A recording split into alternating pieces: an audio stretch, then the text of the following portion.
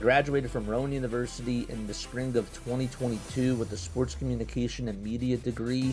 I got to actually call minor league baseball and G League basketball games while I was in school. And then I graduated, and as soon as I graduated, I went to NFL Films in Mount Laurel, New Jersey. And as much as I loved that experience, I miss putting on the headsets. I decided, you know what, talk is cheap. I have a laptop that's in my house, and so 21 months later, here we are, still on YouTube, calling games and building an incredible, loving community on here with the people that I call my Philly freaks with a capital P and a capital H. We go live for every single Phillies, Sixers, and Eagles game, and we do it like old school radio play-by-play style. I'm Jason Joseph, and this is Play-by-Play with JJ. I showed a swung on barrel. And out to right field. Bye-bye baseball. That baby is long gone.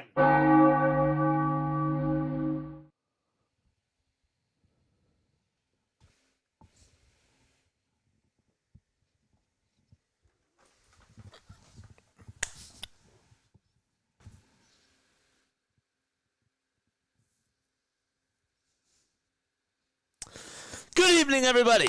Welcome on in to another episode, another marathon of tank-a-thon. The tank-a-thon 76ers, baby. Boy, I love watching this team. This team just gets me up every single morning out of bed, and they are just like, I cannot wait. I cannot wait to watch another basketball game and see what this team is going to do out there on the court. It gets the juices flowing. It makes me feel so proud. And I am ready. I'm beyond ready for us to get a top 5 draft pick. There's nothing better than watching terrible hoops and just seeing which team stinks more. The Philadelphia 76ers or the baby dinosaur Toronto Raptors. And all jokes aside, though, hello, everybody. I love you all. We got a little haircut. We got the buzz cut today. We had to go with the skin fade. You know what I'm saying? So I had to do that today, and I feel pretty fresh. No pun intended, but pun intended. Yes. Okay. So we are ready. We are ready to rock and roll, folks. Before we actually do that, I need to just remind you guys to hit the thumbs up button, hit that subscribe button, turn on those notification bell icons, and that way you'll know when we go live. All right, let's go a little air horn before we get started. Yes, sir. Oh, boy. Feels great. All right, let's go into our live stream in all seriousness. Okay, so we have some work to do, man. We do. And I may be joking about the whole, getting me up out of bed with the whole thing. I really am. This team stinks. This team is not fun to watch. This team has really just been absolutely pitiful. And they have just been so bad where we just have to sort of bleed our eyes every time we watch this team. We have to have our eyes bleed, and we just have to suffer, man. It really sucks. It really, really does suck. But we're here through thick and thin, and that's how we do it on here, man. I did not do Tuesday night's game or Monday night's game or whenever they played. It was Monday night. I was not avoiding it, okay? I actually had a commitment. I did have to go out to an event, and I did, and I showed up, and that's why we weren't able to be here on Monday night. Was I upset on Sunday night? Of course I was, but doesn't matter what's going on. I try to be as consistent as I can. Monday night, unfortunately, I just couldn't do it. I had a big thing that I had to attend. So, but yes. Okay, so tonight we play the Toronto Raptors. This is actually a very big game. Let's go back to the monologue screen. Actually, okay. Regardless of whether or not you heard the monologue, you heard how fired up I am about this game to see who lose and if the 76ers can get a top 5 draft pick. Regardless, all jokes aside, I do need us to get a top 5 draft pick. So this is a big game because the Toronto Raptors are a game behind us. I think that they're one game behind us. We can look at the tank-a-thon standings in just a little bit. We got to get that top 5 draft pick. Okay, there's no doubt about it. We have to fall within the top 6, or else that pick goes to Oklahoma City. If we get the 7th or beyond, 7th, 8th, 9th, 10th, all the way to 30, it all goes to the Oklahoma City Thunder. So we do have to finish and get a top 5 draft pick. That's not a joke. Okay, I need us to get that asset. I need us to get that asset because next year we could use that asset and we can maybe trade for somebody else, or we could actually use the asset and try to go after Ace Bailey, which would be really, really huge if we do get Ace Bailey, which I honestly don't anticipate it's going to happen, but anything is possible. Tonight is a big night. Tonight is a very big night because if we lose tonight to the Toronto Raptors, we're probably not going to get that top 5 pick, okay? So this is really when, you're watching ugly hoops, and we have to suffer through this, but what's best for the team right now is to try to get that pick, and Toronto is right in front of us, so Toronto is resting their starters. We're resting our starters, but regardless, somebody has to win. And they're going to do everything in their willpower to lose. And we just got to be worse. We got to be better by being worse. Okay, you understand me? That's how it goes tonight. All right, let's go to our ESPN scoreboard. It's right over here. And yeah, so what are the key factors going to have to be to lose tonight's game? What do we have to do? I think that we actually have to make them take wide open shots, and we have to let them out-rebound us. And Nick Nurse is honestly, and I truly mean this, if I see Quentin Grimes playing 30 minutes tonight, I'm gonna slam my fist on the table because that's not what needs to happen. Quentin Grimes, if you're playing him, you're just increasing his stock. And I want to keep Quentin Grimes. And unfortunately, with the way that he's been increasing his stock by doing all these 30-point games, that's not helping the 76ers. So by playing him more, we're doing our franchise a disservice. So that's not what we have to have happen tonight. Okay, we need to go out there and we need to ball. We absolutely need to do what is best for the organization. Do not play Quentin Grimes a 30-minute game tonight. We got to pull him when we have to pull him. I need to see the G Leaguers out there. I need to see guys that I've never even heard of before play in tonight's game. I'm being dead serious, too. I'm not just joking. It sounds really weird to root for a team to lose, but think about it this way. When you invest into a stock, as RB actually did say, this isn't even my words. When you invest in a stock, you're looking to invest in something that is not going to help you right now. You're trying to help somebody in the future, right? You're trying to get an asset that's out there that can help you when you need it the most, and that is for the future of this franchise. So we're telling them to lose right now because that's what's in the best interest of the organization, is to try to get that top draft pick. This team is not built to win a championship. They're not built to even go into the play-in tournament and get out of the play-in tournament, and that is the truth.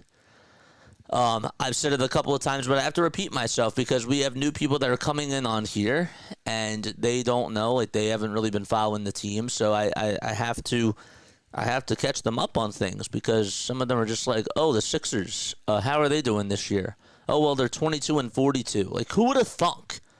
If you were to tell me at the very beginning of the season that this Philadelphia 76ers team, which was supposed to compete for a championship this year, were 22-42, that's terrible. That is god-awful, and that is unacceptable. Okay? So the fact of the matter is that we're in this hole now, and we have to capitalize on getting this opportunity of getting Ace Bailey to come to Philadelphia, or just try to get that top 5 pick, top 6 pick, really. But I really would like us to get at least a top 3 pick, if I'm being nitpicky here. If we can get a top 3 pick, that would be awesome. That'd be very, very awesome. PAS is here. What's going on? John's here. Was there a Phillies game earlier? No, there was not a Phillies game earlier.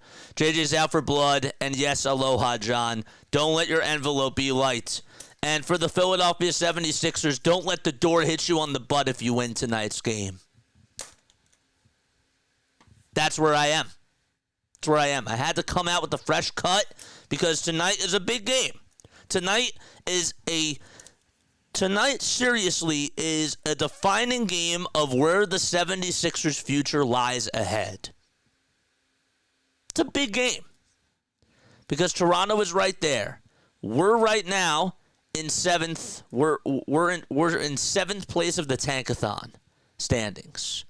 Okay, so we are half a game behind Toronto, and if we lose tonight's game, that's great. We actually play Toronto one more time, and that is on March 30th. So if we can actually let them tie the series, the tiebreaker goes to Toronto if they get more points than we do. I think it's head-to-head points. If somebody could fact-check me on that, I would appreciate that. But I need them to win, and I need us to lose. So I am out for blood tonight. If we lose this game, this is huge. It would be very bad if we win this game. Who would ever think you'd hear a team saying, what we need to do is lose? It sucks. I hate being in this spot. Again, you signed 2 max salary players. You actually extended one of them who didn't even deserve to be extended because he was already going to play with us for another year, and he's been dealing with knee injuries, and I love the guy, but he's never going to be the same, and we paid him all that money. That's like paying for Ryan Howard. That was sort of like when we paid for Ryan Howard to stay with the Phillies. We didn't have to pay him all that money, and we knew that we had him extend, and we had him. It wasn't even like he was due for an extension before.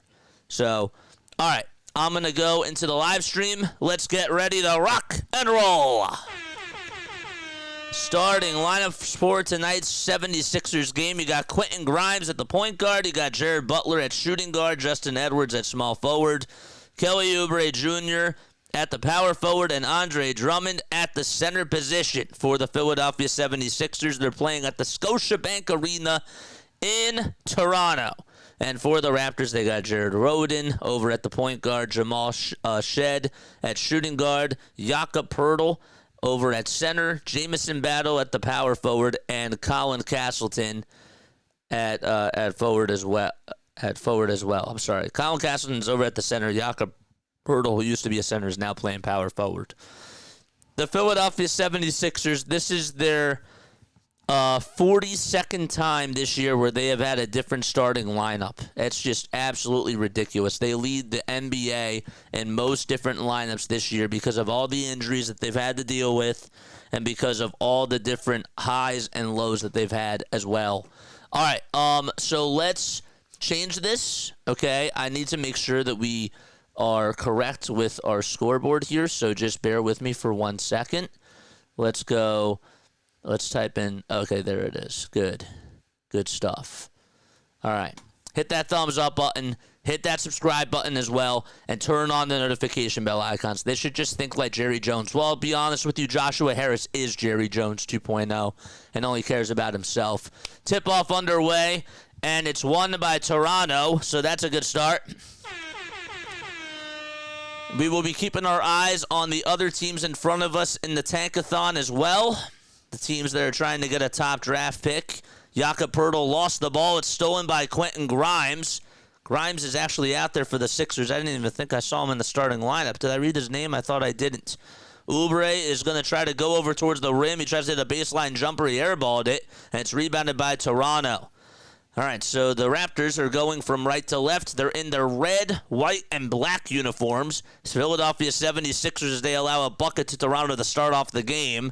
Sixers are in their blue and white uniforms with Phila going across the chest. They also have on the backs of their jersey white letters and white numbers right below the letters.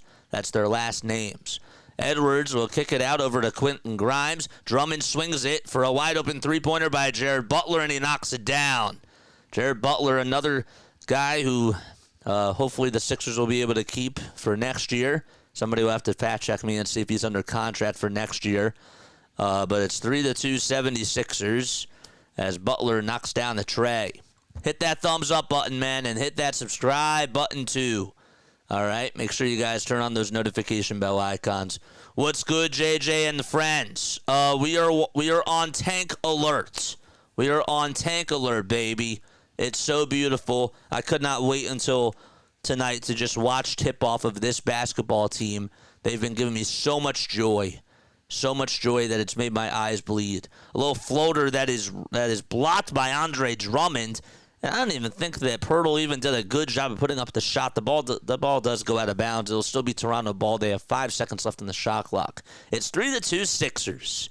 All right, and we played about a minute and a half in this first quarter so far. Toronto has to inbound it. They'll give it up over on the three-point line. Pirtle with a three-pointer. That's way off the mark, and Jared Butler corrals the miss of Toronto's three-point shot. Here's a little floater again by Justin Edwards. He got it to go, and that makes it 5-2. Edwards love to see the type of play that he brings on a night-to-night basis, and can't wait to see him play with Joel Embiid and Tyrese Maxey and Jared McCain next year. That'll be great. All right, here's a little elbow jumper by Toronto. They can't hit a bucket, and Butler comes away with another rebound. Come on, Toronto, we need you to hit their shot. We need you to hit your shots. Grimes on the perimeter, wants to dance, gets a screen by Drummond. Here's a three-point shot. It goes in and out. Drummond grabs the offensive board. He'll kick it back out to Jared Butler and try to reset the game clock, or the shot clock, that is. Butler gets a screen from Drummond. He thought about taking the three, was a little bit late on doing so. Grimes with a step-back tray. Got it in the face of the center. That's Castleton. His stock is only going to go up if he continues to play this well. And we love him, and we hope that he stays. Drummond tries to get a rebound. Offensive board by Toronto, and they hit a layup. And that makes it an 8-4 ball game. A wide-open three for the Sixers. They can't buy a bucket on that possession there. And Toronto with another board. Okay, so let's see who is out there right now. Again, let's try to get this stuff up and running on the website. A catch-and-shoot three by Castleton, and it's way too strong as Oubre comes away with the rebound. How about the Thunder? They're on a 9-0 run against Boston, who has the second-best record in the Eastern Conference. The Thunder, the best team in the NBA. Drummond with a floater inside, can't get it to go. It was a right-handed hook shot. He could not get it. Wide-open three by the Raptors. No good. That was on the near corner, too, and Oubre climbed up the ladder, hauled in the rebound for Philadelphia. Jared Rhoden out there for the Raptors. Oubre with a three-pointer, and Rhoden will grab his miss. So it's, as we look at the lineups right now, it's Battle, Pirtle, Castleton, Rhoden, and Shed for Toronto. That's out there. For the Sixers, it's Edwards, Drummond, Oubre, Butler, and Grimes. Toronto misses another three.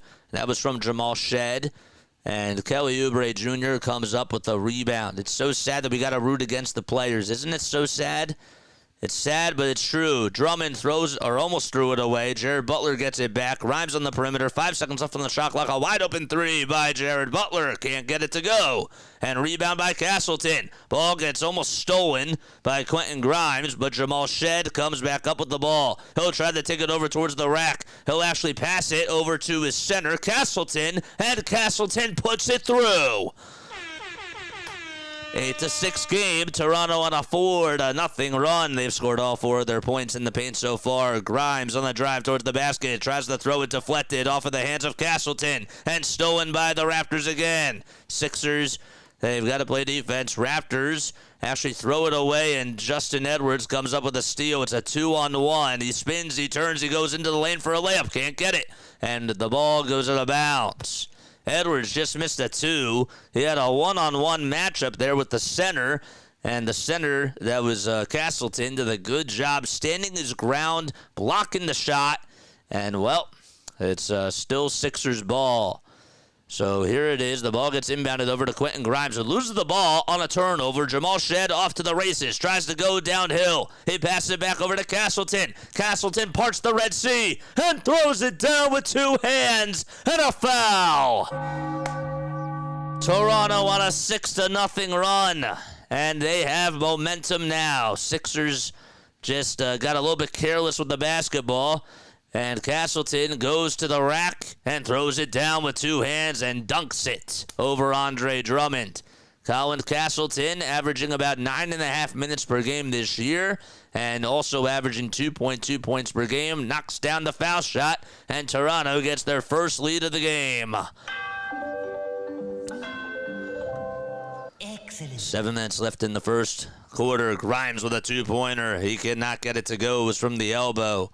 Just a little bit short. Rebound by the Raptors. They go from the elbow to the top of the key and letting it fly for a three-pointer shed, and he airballed it. It goes to the bounds. It's 9-8 Toronto, and the Raptors will call a timeout.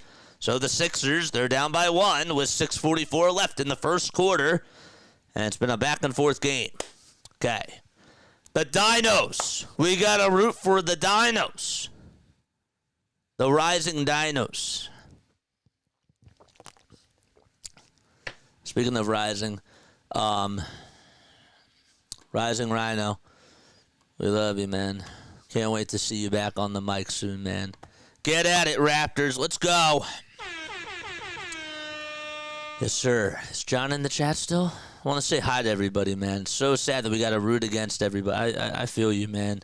This might be the ugliest game ever, says RB. And to be fair with you, this is probably one of the biggest games of the year for the Philadelphia 76ers. Again, it all relies heavily on what goes on in this game if they can probably try to get a top 5 pick. I feel like if we lose this game, I'm being dead serious too when I say this. If we lose this game, our odds are going to be really, really tough to get a top 5 to 6 draft pick. And I don't just want a top 6 pick. You know, I want us to really get to that top 3. If we can get in the top 3 to get Ace Bailey or whatever it is, I'm okay with that. And again, guys, it's not like we have to draft anybody. We need that asset. We need to have that for a luxury. You understand what I'm saying? Because maybe what also could be possible, is maybe we could try to go after a superstar. And maybe there's a way where we could get rid of Paul George and that draft pick to get us a superstar. I don't know. It's just a food for thought. And regardless, we need that pick. Regardless of what you believe in or not, if we should even utilize the draft pick ourselves, or if we should trade it away to try to get a star now who's ready to win a championship, we got to get that pick. We have to. So I want us to be on the same page and try to just get this pick. Aloha, JJ. Just checking in. No baseball today. Nice haircut. Yes, sir. You're tuning in on the vertical, right? Or are you on the horizontal? I think you're on the vertical. Come over on the horizontal.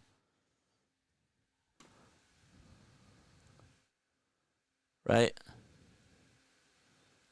Breaking news, Jerry Jones just traded Dak in a 2-player deal for Aaron Rodgers and Colin Kaepernick.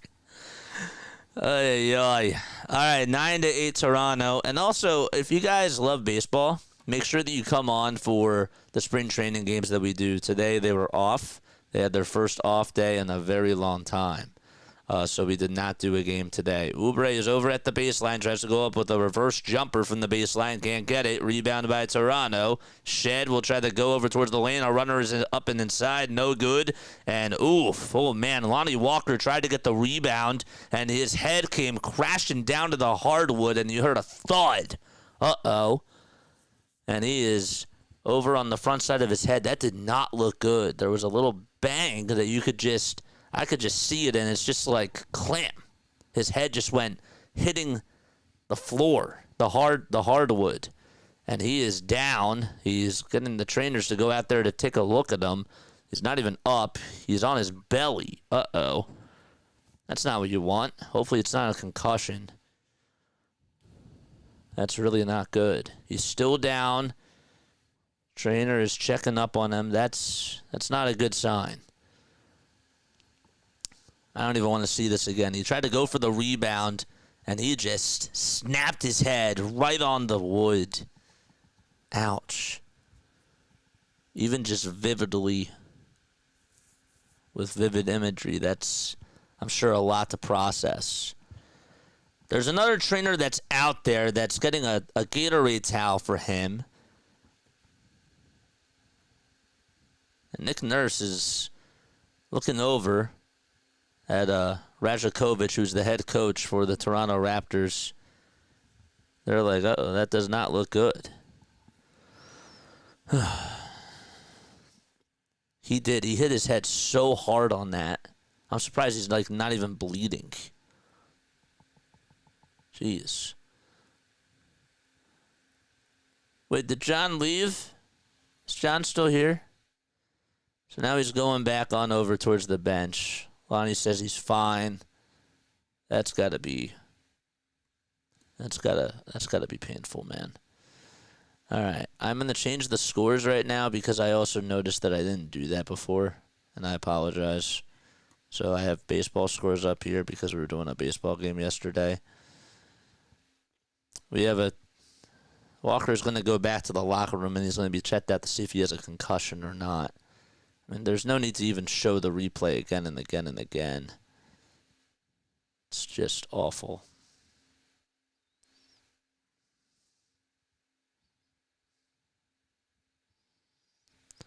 All right. So now Ricky Council, the fourth, will come on in. Sixers have the rock. Butler hands it off over to Andre Drummond. Oubre will try to go over towards the rim, and a foul is called on Toronto. Starkey, drop your link down below. PAS, drop your link down below as well. And Scott, you know what to do. Everybody drop their link. Their links. So Oubre's at the line. He'll try to tie the game. And the first one is no good. Then John Williams got taken by a fish or a cat. Because he has, like, what did he say? He has 4 cats? This John is still here, but I think you mean the other John. What's going on? What's going on, John? John from PAS, the man. He is the man. Drop that link down below. Starkey just did that. Second foul shot, no good. Oubre actually blocked it over on the other side as the Raptors tried to hit a layup, and on the follow-through, the Raptors could not get the second layup to fall. Sixers board, and it'll be Council who tries to go inside. He has a nice afro going right now, and he gets fouled.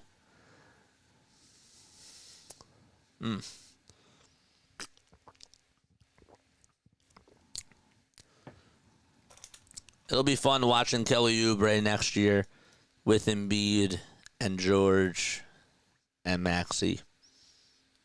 It'll be fun watching him with the others next year because of how much effort he gives. Foul shot number 1 by Ricky Council. The fourth, he gets it to go. And it makes it now 10-9.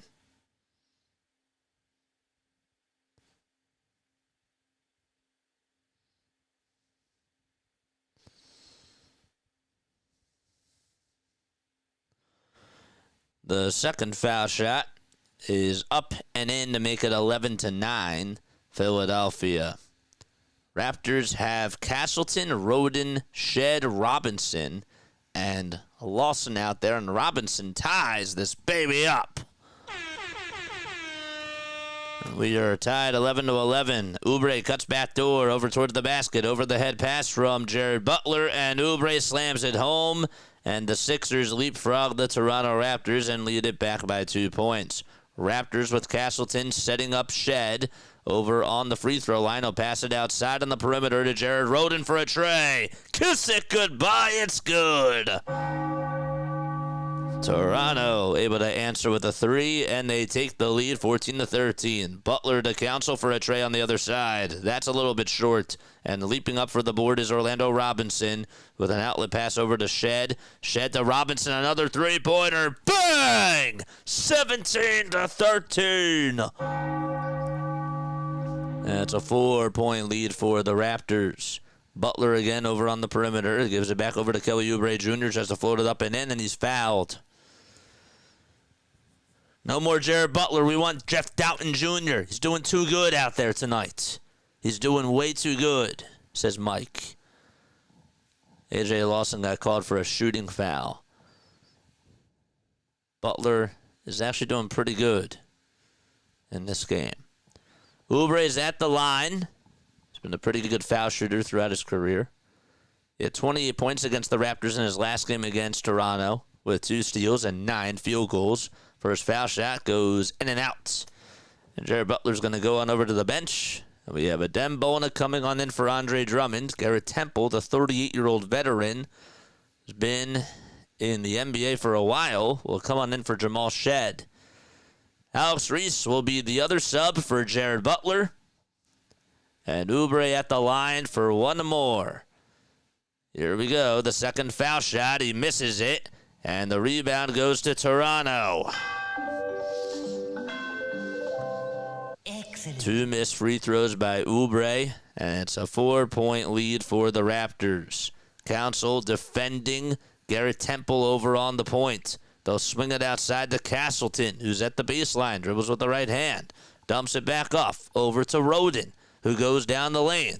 Temple for the baseline. Jay got it to go from 16 feet. And it's a 6-point game as Toronto is getting a little bit, they're getting not so complacent anymore. 6-point lead for the Raptors. A little layup inside by Council. He misses a wide-open layup. Rebound goes to Toronto again. A catch-and-shoot 3 off the mark by Colin Castleton.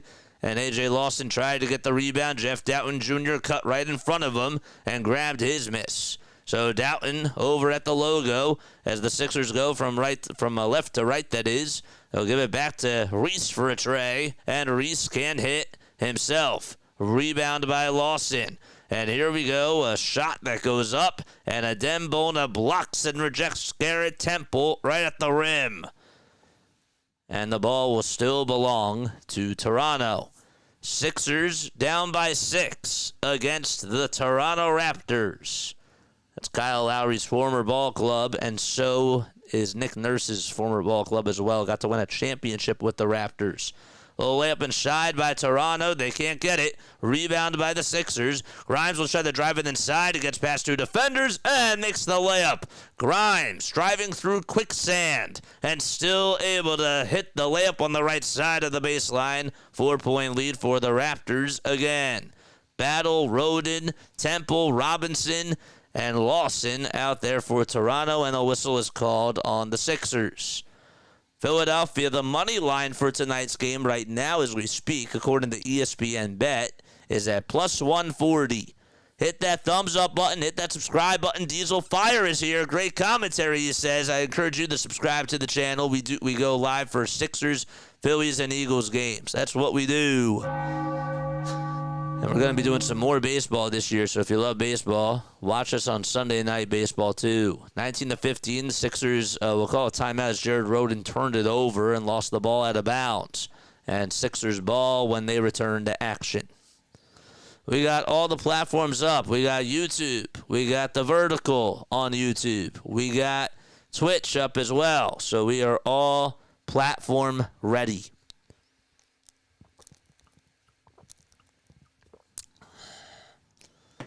Okay. Chat. On a scale of 1 to 10, how are the Sixers doing so far? On a scale of 1 to 10, how are the Philadelphia 76ers doing so far?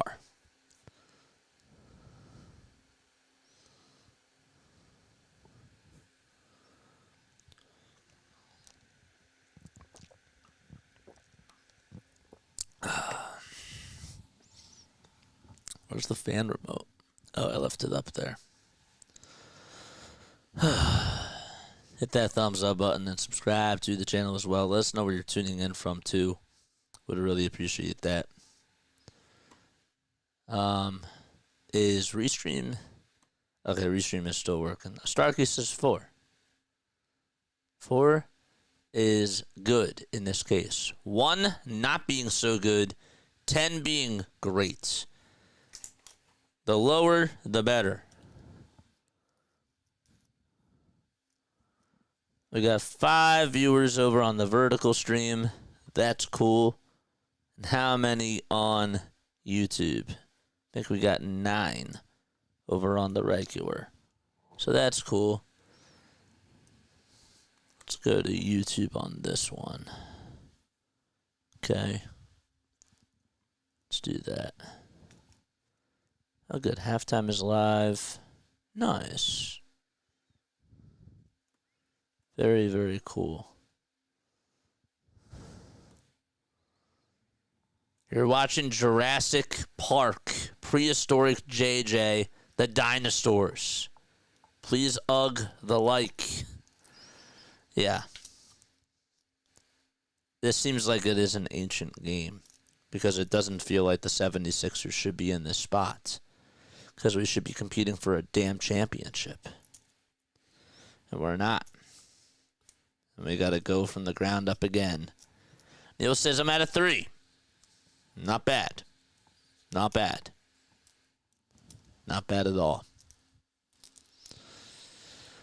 All right.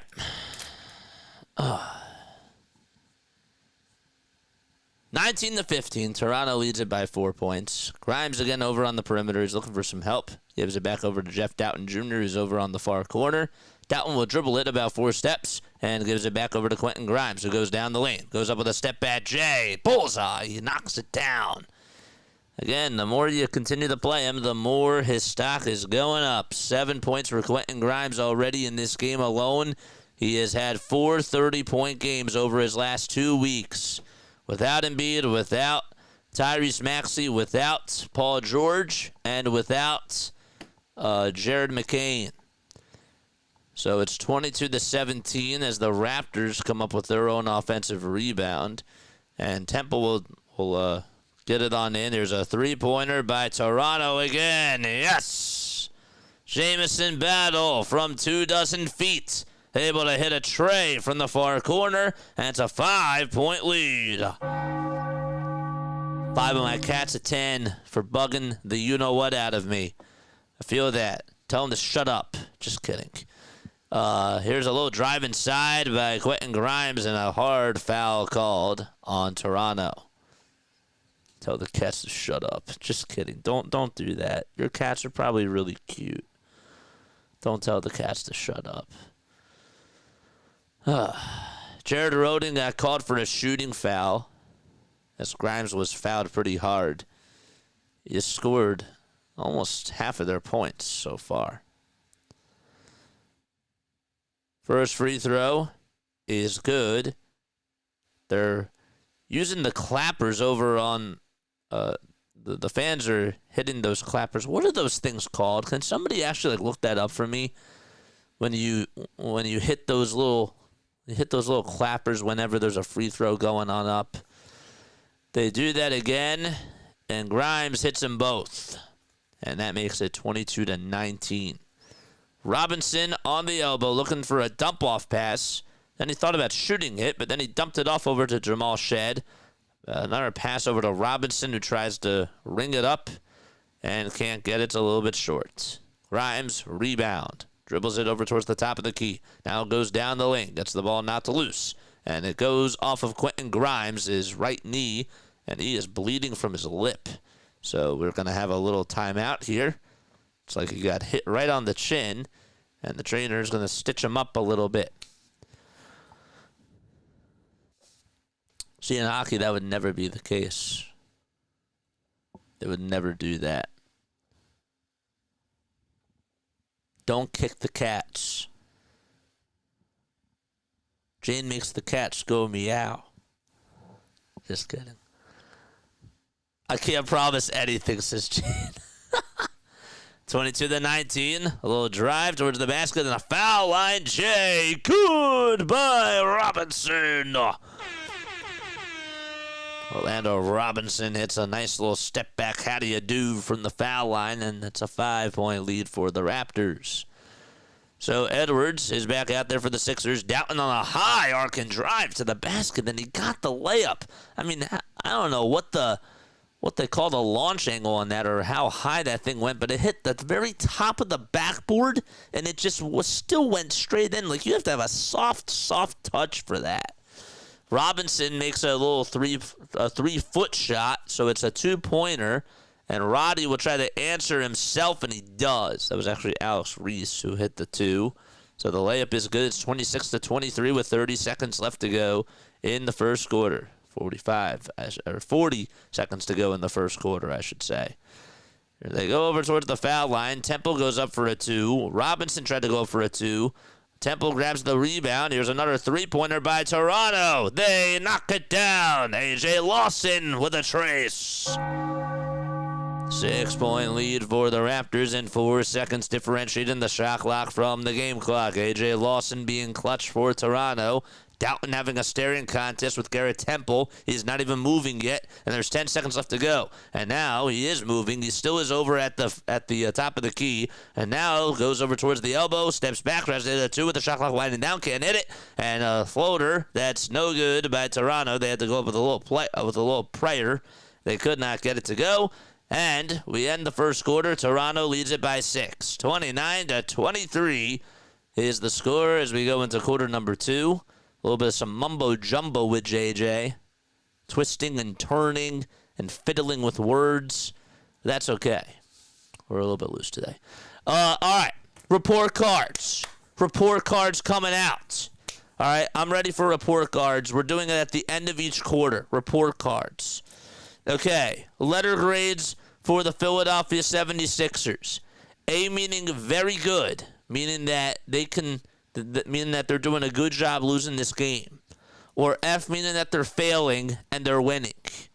So on a scale of A through F, a grading scale of A through F, where are we at on the report cards? Where are we at on the report cards, folks? I'm going with a C. I'm going with a C so far. Because they should be down by more. But that's okay. I'm going with a C. But don't let my grade fool you. Jane says a B minus. Okay, a B minus. B minus. That's actually pretty good. I'd say that's a good one for you, you know? I'm going with a C because I want more. But a B minus, if Jane's saying a B minus, that means that they're doing some good things. A Starkey says D. Ooh, Starkey's being harsh. Love it. Love it. Neil says a C. Okay. A Starkey wants them to do worse. She knows that they can do worse. I like that. I like that. Striving for success. You know? That's good. 2 wrongs don't make a right. And 2 rights don't make a wrong. Don't forget about that too.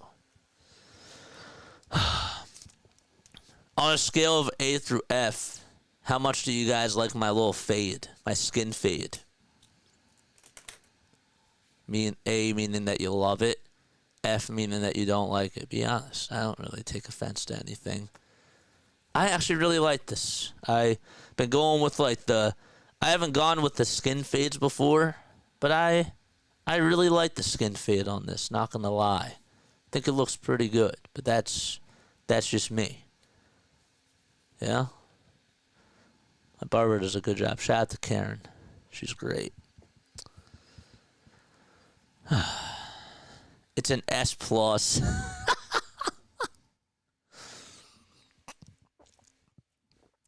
Hey, I had to fade because the 76ers have to fade away.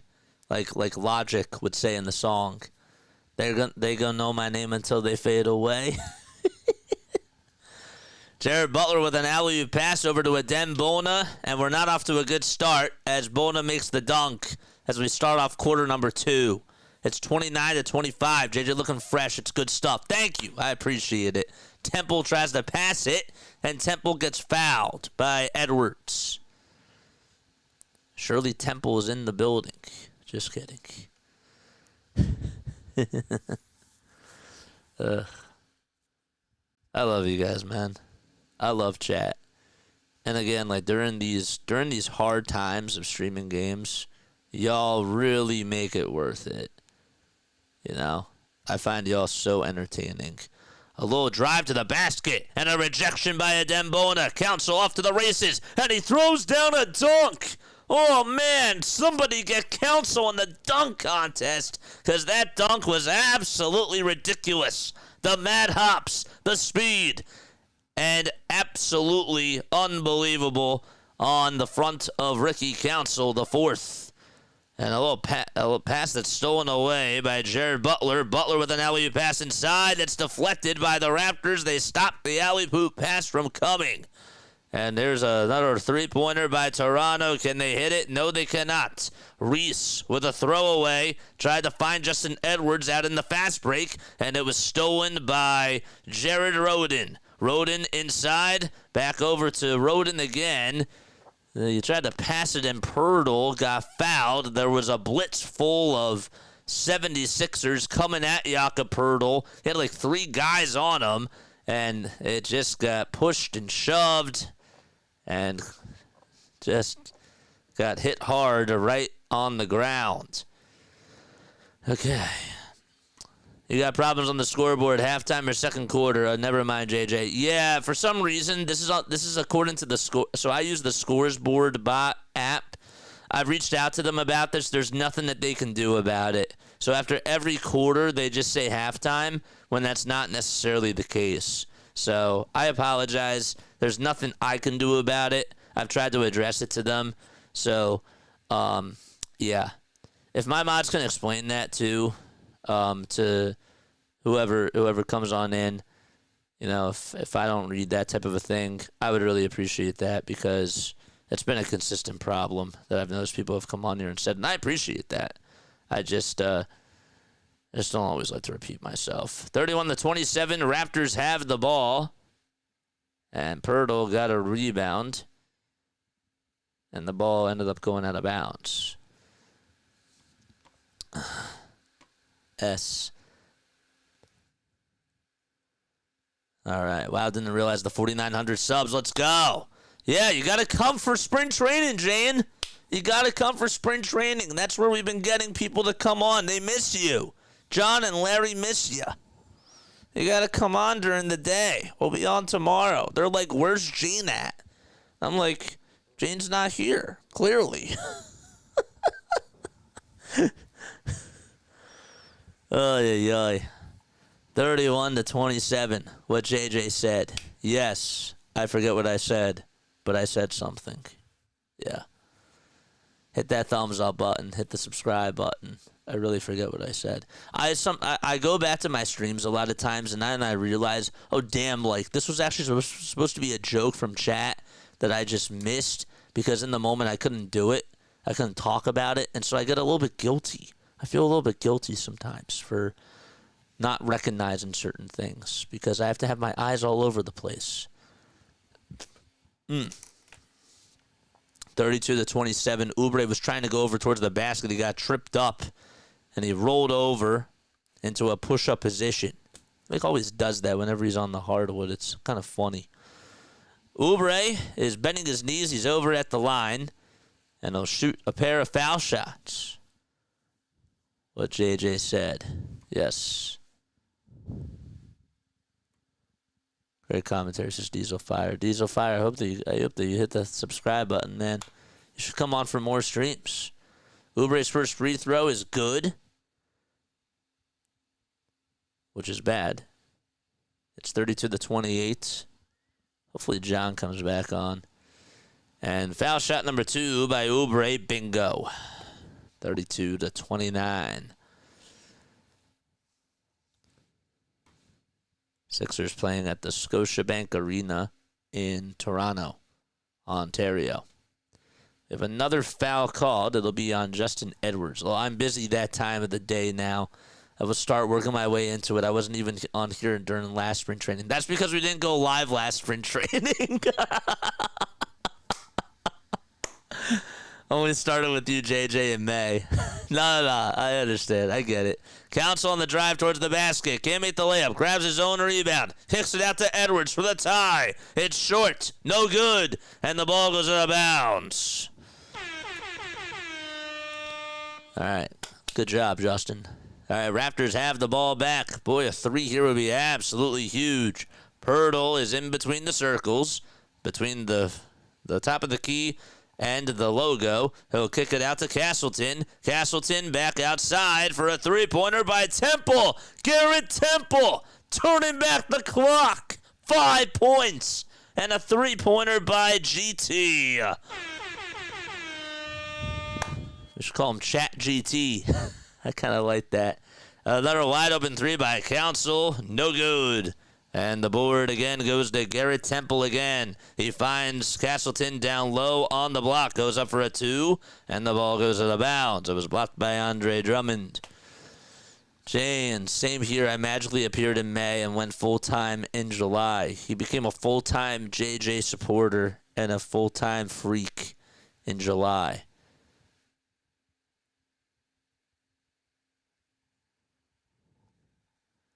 Let's go, Tankers. Let's go, Tankers. Let's go. Hold up. Where's the song? A little drive to the basket by Toronto. They make the layup, and it's back to an 8-point game and one.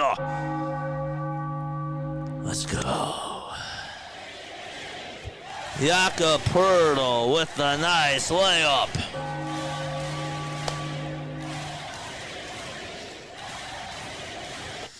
(38-29). The baby dinosaurs have the 9-point lead. And the foul shot is up and in. Excellent. 30-29. As we just mentioned, 8.5 minutes left to go. Sixers have the ball. Grimes on a dime over towards Andre Drummond. He tried to actually get it up and in, and Drummond gets the ball blocked, and it goes to the bounds, and 76ers will still have the ball. I got to tell you, the one actual thing that has really stood out to me today is that Jared Butler's been making some phenomenal passes. And again, he'll be with us for next year, so that's something to actually sort of have a smile on your face when you think about the future of this team. I like the addition of Butler. We have a travel called on the Sixers, as Oubre was seen walking on the floor. Or that was Jared Butler, excuse me. So no R.J. Barrett, no Grady Dick, no Brandon Ingram. They're missing like 10 guys on their roster tonight. They're trying to tank. A wide open three by Lawson. Connects the dots. A.J. Lawson, 4 points, or now 7 points, I should say. 3 rebounds, 1 assist. Oubre with a baseline J. It rattles in. He got it. He tried to step back from about 4 feet and got the friendly roll to go. Here comes Toronto as they part the Red Sea. A shot goes up. It's blocked by Andre Drummond and stolen by Edwards. Justin Edwards, that is. A.J. Lawson is set free as Temple gets the assist. And Lawson with a dunk. And the Sixers down by 12. And a timeout called by the Baby Dinos. It's 43-31. A domino effect going on as the Sixers are down by 12 with 7:41 to go. Let's go, baby. Make some noise in the chat. Let's go.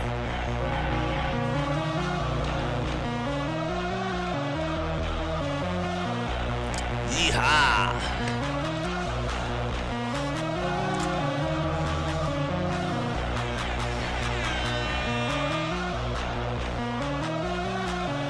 Love it.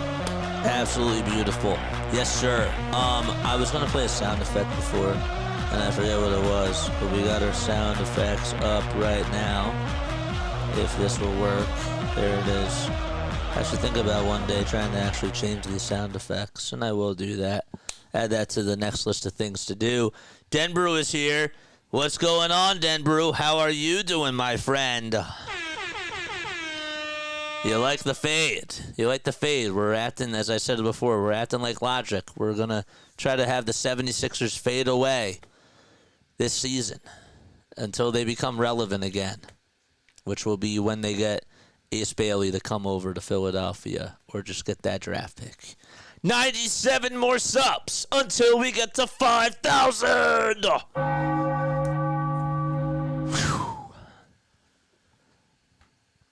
Paul Hudrick said this is actually weirdly impressive. What's very impressive about this game? How much we stink, or how much the Sixers are actually trying to stink and they're actually doing a very good job in this game?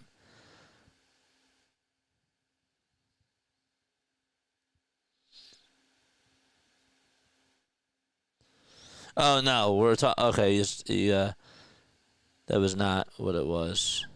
Okay, it had to do with something else. Baldrick usually tweets out and does a lot of beat writing for the 76ers, but he was looking at a Nolan Ryan thing that he saw on Twitter. So I just got finished playing some video games, and I had to stop by.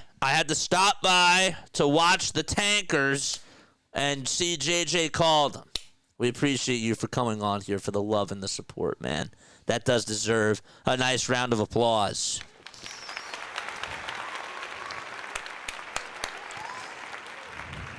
I can't imagine Ace, McKay, Maxey, Oubre, and Bona on the floor at the same time. That's fire, dude. That would be insane. And if somehow we can keep Yabusele and Quentin Grimes with Joel Embiid, if he's healthy next year, if he's healthy, I know that that's like a big if, but look out. Look out. That might actually be a crew. That could be a crew. So that would be absolutely sick. Oubre is over at the three-point line. He goes towards the baseline. He's looking to kick it out to Grimes, who drives it towards the basket. He's fouled. How did he just slice and dice and provide some elusivity to that? Is that the right word, elusivity? Is that even a word? Did I just make that up?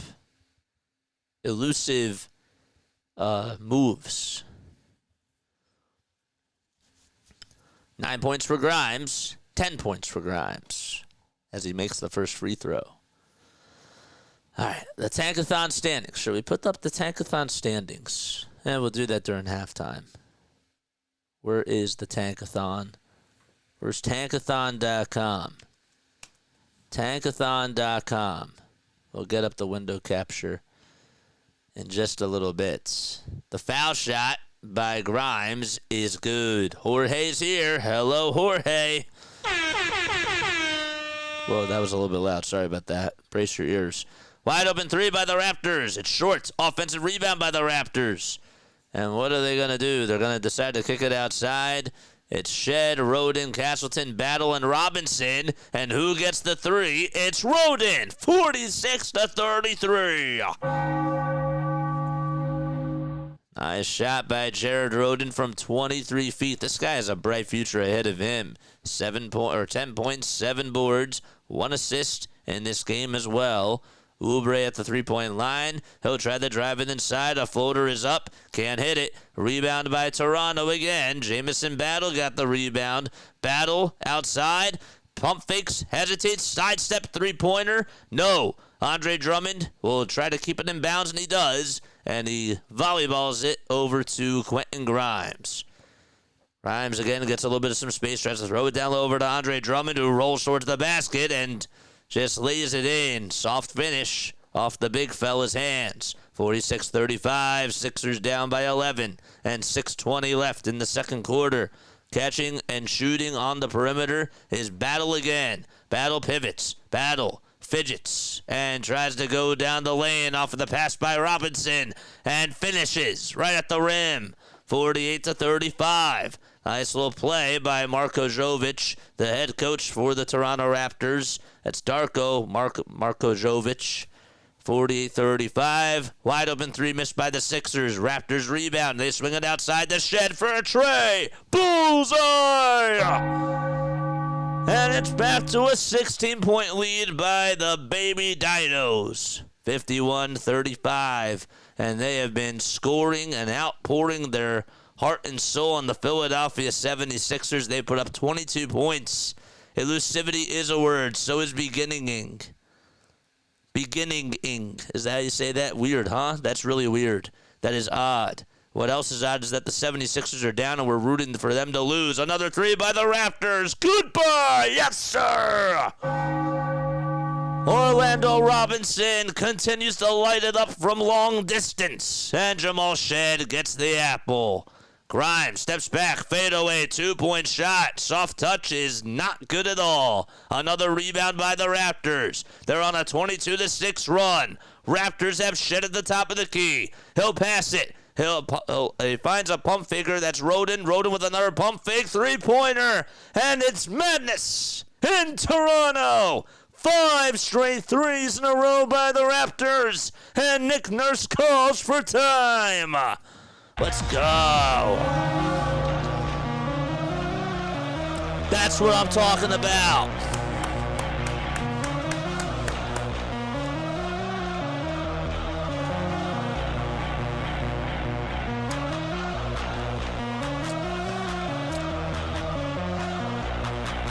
$28 points in this quarter alone for Toronto.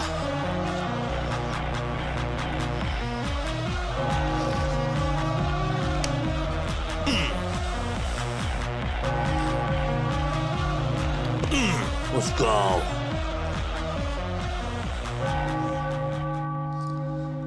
All right, let's pull up those tank-a-thon standings. We're going to do that right now. Here it is. Okay. Where is tank-a-thon? Tank ammonium, where are you? You are right over here. Look at these standings, man. I want to keep these changes. Look at these standings. Okay. In first place is Washington. We are currently in 7th, okay? We are half a game behind Toronto and Brooklyn. If we win today, we are taking that 5 seed for the very first time this year. That's huge. Okay, now we are also we are 5 games behind New Orleans for 4th place. Okay, I know that it's 4th place, and I understand that there's not many games left. However, the New Orleans Pelicans are also on right now, and as I take a look at them, they are, wait, the Pelicans, aren't they on? The Pelicans, wait, they don't play tonight? I thought that they did. I'm so sorry. I thought that they played tonight. I guess not. But anyhow, this is looking good. This is looking very good for the Philadelphia 76ers. What's up, David? How are you, my friend? What's going on, dude? So yeah, there is no New Orleans game tonight. I thought that there was. And that makes me kind of disappointed, not gonna lie. Rockets are on. Raptors and Sixers are on. But yeah, no other important game. The Hornets are on. They're down by 4. We could use them to get a win. That would be kind of helpful. But yeah, no Pelicans. Okay, that's too bad. It's a big game, though, regardless. 57-35, Toronto. Butler will try to drive it inside. He kicks it out to Quentin Grimes, who goes over towards the baseline, goes up with the baseline J, and Quentin Grimes drops one into the water for 2.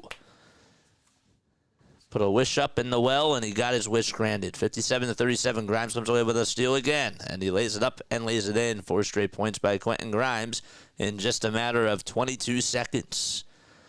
Oh boy, he has 17 points and 3 steals in this game. He has picked the pocket of a Raptors player 3 times today. Another steal by Grimes. That's the 4th one. He goes down the lane, lays it up, and lays it back in. 6 straight points by Grimes. It's 57-41. 8 points for him in this quarter. He has led the Sixers on a 6-0 run. Grimes playing good defense again. As the dump-off pass goes over to Garrett Temple for a tray. And Temple cashes one into the bank. Straight on with a 3 from the top of the perimeter.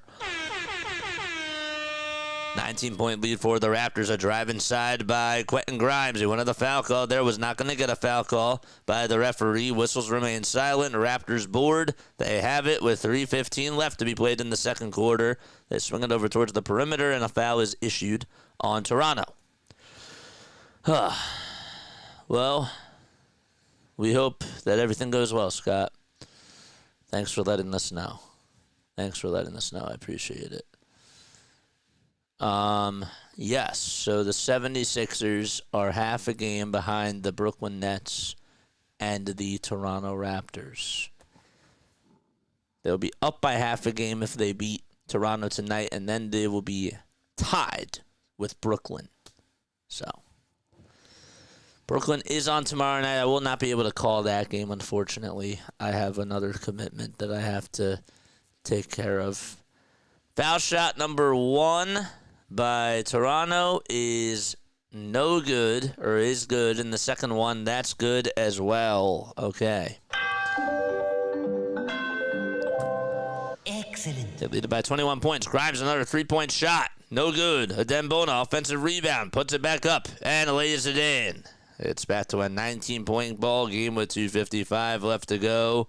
Robinson over on the perimeter again. Drives it inside over to Temple. Temple over to Castleton. Castleton looking for some help. He finds Robinson over in the lane. Wide open. Floater is up. Can't hit it. And Council with the ball for Philadelphia. The starting 5, it's Butler, Grimes, Reese, Bona, and Council for the 76ers.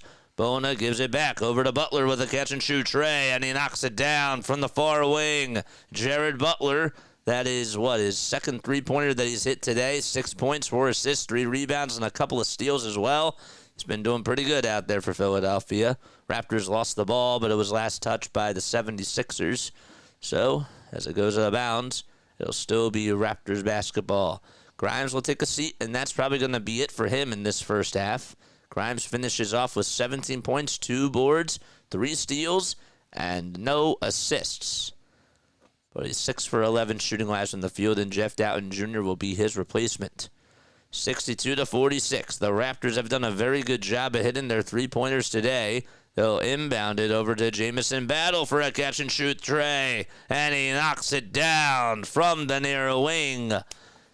And now make it 65 points for the Toronto Raptors. They are 12 for 22 from 3. Sixers 3 for 14.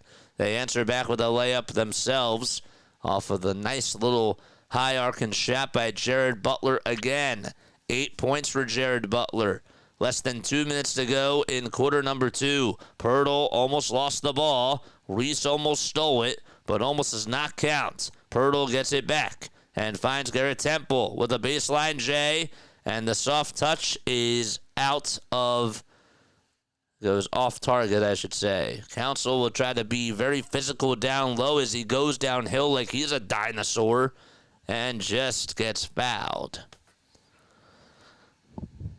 65 for the Raptors and 48 for those Philadelphia 76ers. Raptors have only burned 1 timeout, too, by the way. Continue to like and continue to subscribe to the channel as well. We have 19 people on here watching. I need us to get to 50 likes. I cannot speak today. I'm overthinking what I want to say. I need us to get a lot of likes on here. We're at 24 likes. That's beautiful. 96 more of you need to subscribe for us to get to 5,000 subscribers by opening day, which is, by the way, 15 days away. Crazy. Absolutely wild. 65-50. A little high arcing layup is no good, but they're going to call a goaltending call on Reese. And Ricky Council, the 4th, gets a violation called on him as well. So that'll make it 67-50. And I think that there was a foul on Jared Butler. I think that's what it is. Okay. I wish I could see the spring training highlights, but it seems like our original starters are doing good so far, says Jane. Tune into, I need to start posting like the post-game shows as a separate video, and I will start doing that tomorrow. I'll remember to do that. I might not have actually time to do it tomorrow, but we do post-game wrap-ups at the end, so you can hear most of them. Doughton for a 3 with a defender in his face. Ew. Disgusting. He got it to go. Jeff Doughton Jr. from 24 feet with Garrett Temple all in his wheelhouse. Raptors miss a 3. Doughton another 3. And it's a little bit short.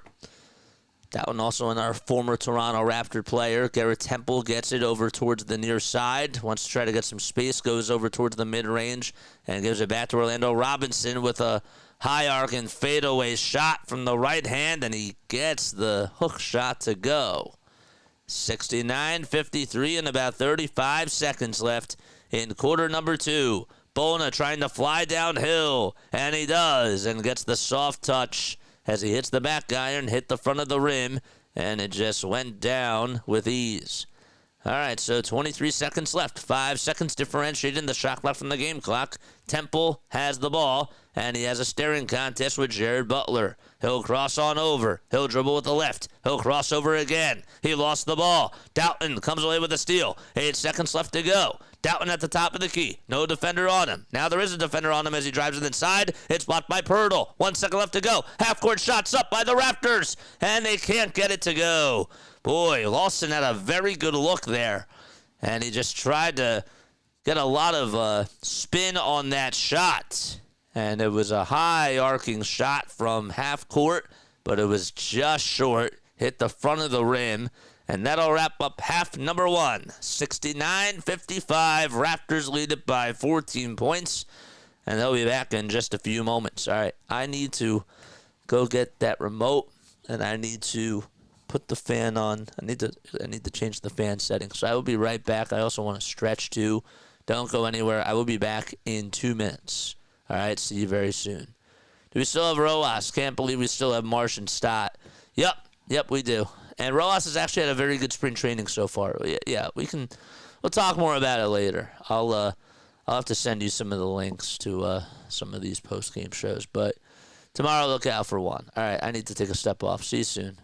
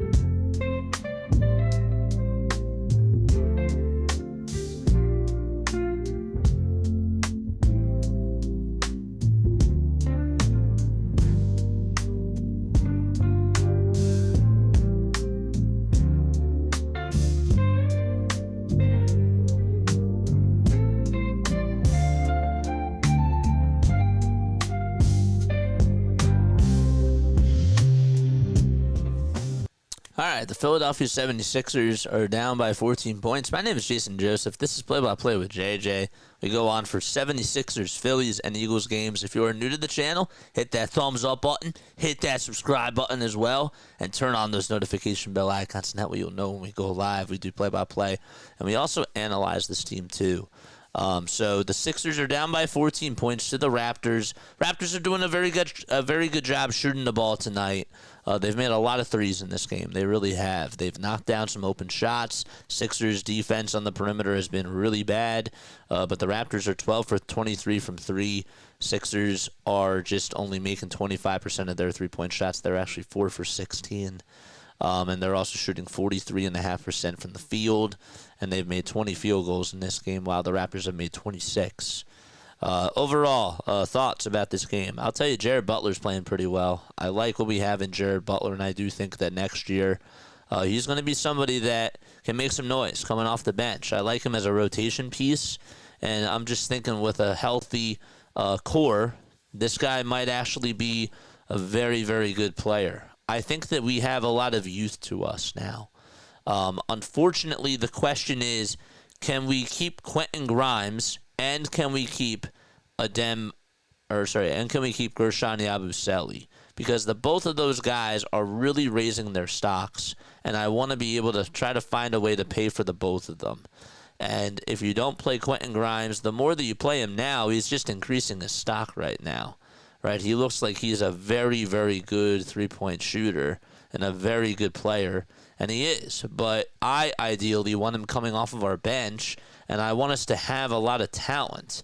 And maybe there's a way next year where we could try to do like a little sign and trade and maybe find a way to get rid of Paul George's contract and move on from Paul George and make that move look a little bit better. You know what I'm saying? So he becomes more of an asset. And if he doesn't fit with Jared McCain and Tyrese Maxey next year, then you have somebody else that can, be an asset. And maybe you can try to look in another direction and try to go after a forward with that trade. I'm just saying. There's a lot of people that say, well, no one's going to want to take on Paul George's contract. Somebody took on Ben Simmons' contract. Somebody took on James Harden's contract. I mean, that happens all the time. It just does. So it doesn't look good right now, but the Warriors would have taken Paul George. Unfortunately, Jimmy Butler wanted to come, and they found a way to get that deal done. But they would have taken Paul George, and we didn't find a way to make that happen, unfortunately.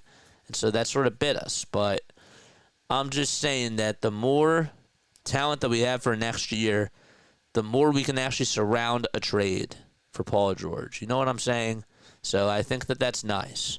But overall, I've liked what I've seen from Jared Butler. He's looked really good. That one dunk that Council had, dude, he is just such a freak. I think that we got to involve him in that trade, too.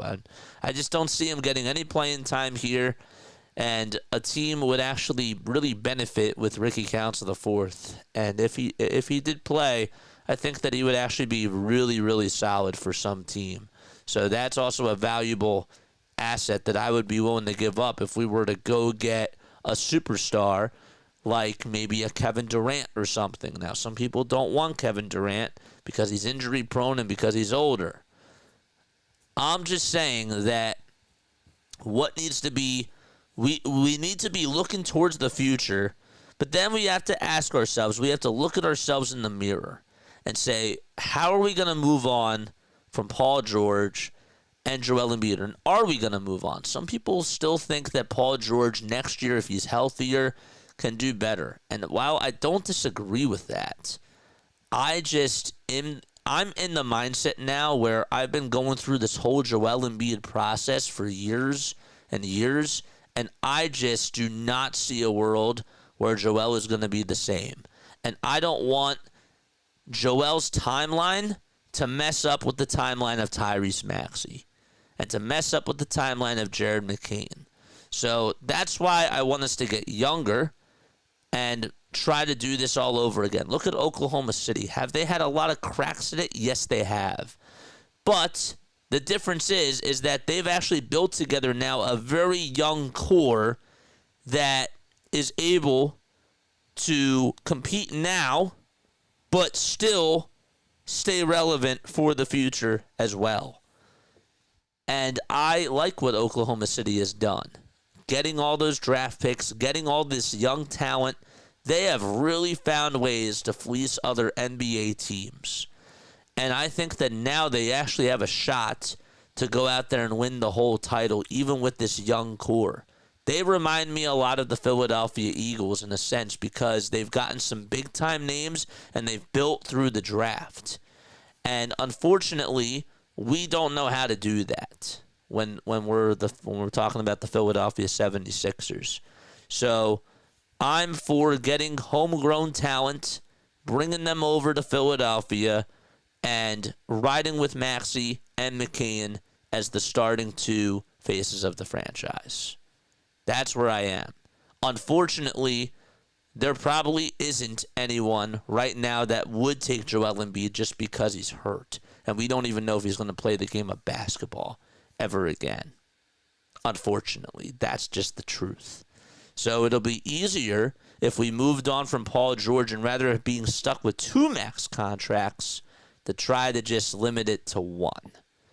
So that's why I want us to get that pick, because it's either we draft somebody that extends our window or we can use that pick to go after a trade. He's dead weight. That is the truth. Jane couldn't have said it any better. All right, let's go to our live stream setup. Hit that thumbs up button. Hit that subscribe button, too. We need 96 more subscribers to help us get to 5,000 before opening day. 96 more people. 96, dude.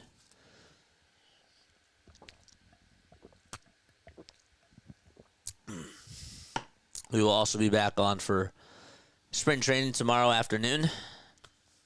We will actually, on Friday, I'm going to make a poll. And I'm going to ask if we should do the Sixers game that night or if we should do the Philly spring training game.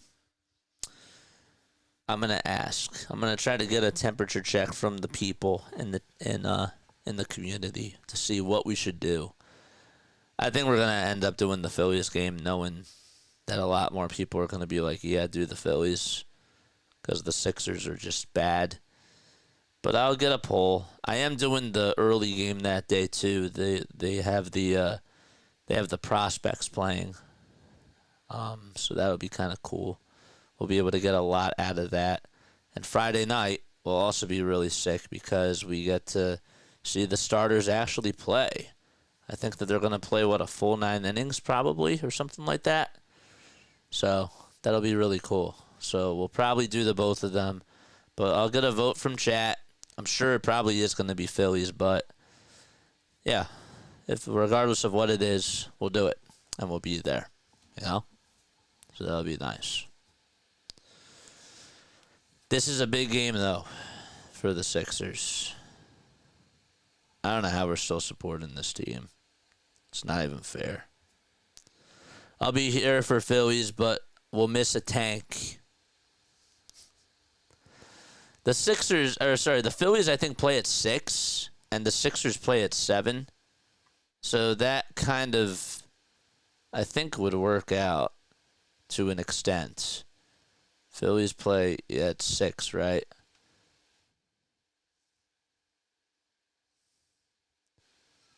They're on 6:30, okay. So not bad. They play at 6:35. They play at 6:35 on Friday. So we got tomorrow is Thursday. We got a Phillies game in the afternoon. We'll be doing that. And then Friday we got another Phillies afternoon game. It's they have their minor league system playing, and we get to see young talent, which will be cool. And then at nighttime the Phillies play at 6:30 against the Yankees. So we'll be looking out for that. And we'll see what we're going to do. And then Saturday, we got Phillies again at 1 o'clock in the afternoon. And then Sunday, we got the Phillies in the afternoon and the Sixers at night. So we've been on for 14 days in a row now. I think it's 14 days in a row. So can the Phillies have a tanker scoreboard up? Yeah. Oh, for sure. We'll definitely put that up for sure. There's no question about that. Yeah. I don't have NBA League Pass, so I can't watch like some of these other tank-a-thon games, but we'll be scoreboard watching. For baseball this year, We got MLB.TV, so that won't be an issue. That'll be cool. But not for NBA. It was out of my budget for this year. Any thoughts on the mod meeting in the future after a Phillies game before opening day? I've been so busy today, man. I haven't even been able to think about that. I have so much on my mind, dude. I've been so busy. So, just like yesterday, the whole, I want to plan going to the White House, dude, to go see the Eagles. We talked about that on stream yesterday. I want to do that, but I just haven't had time, I appreciate you for asking, though, but no, long story short, I just haven't had time. I just wanted to tell you that. But I do appreciate you for asking. Call the Phils and have a tanker scoreboard up. All right. We'll get a poll, but that's one vote. That's one vote.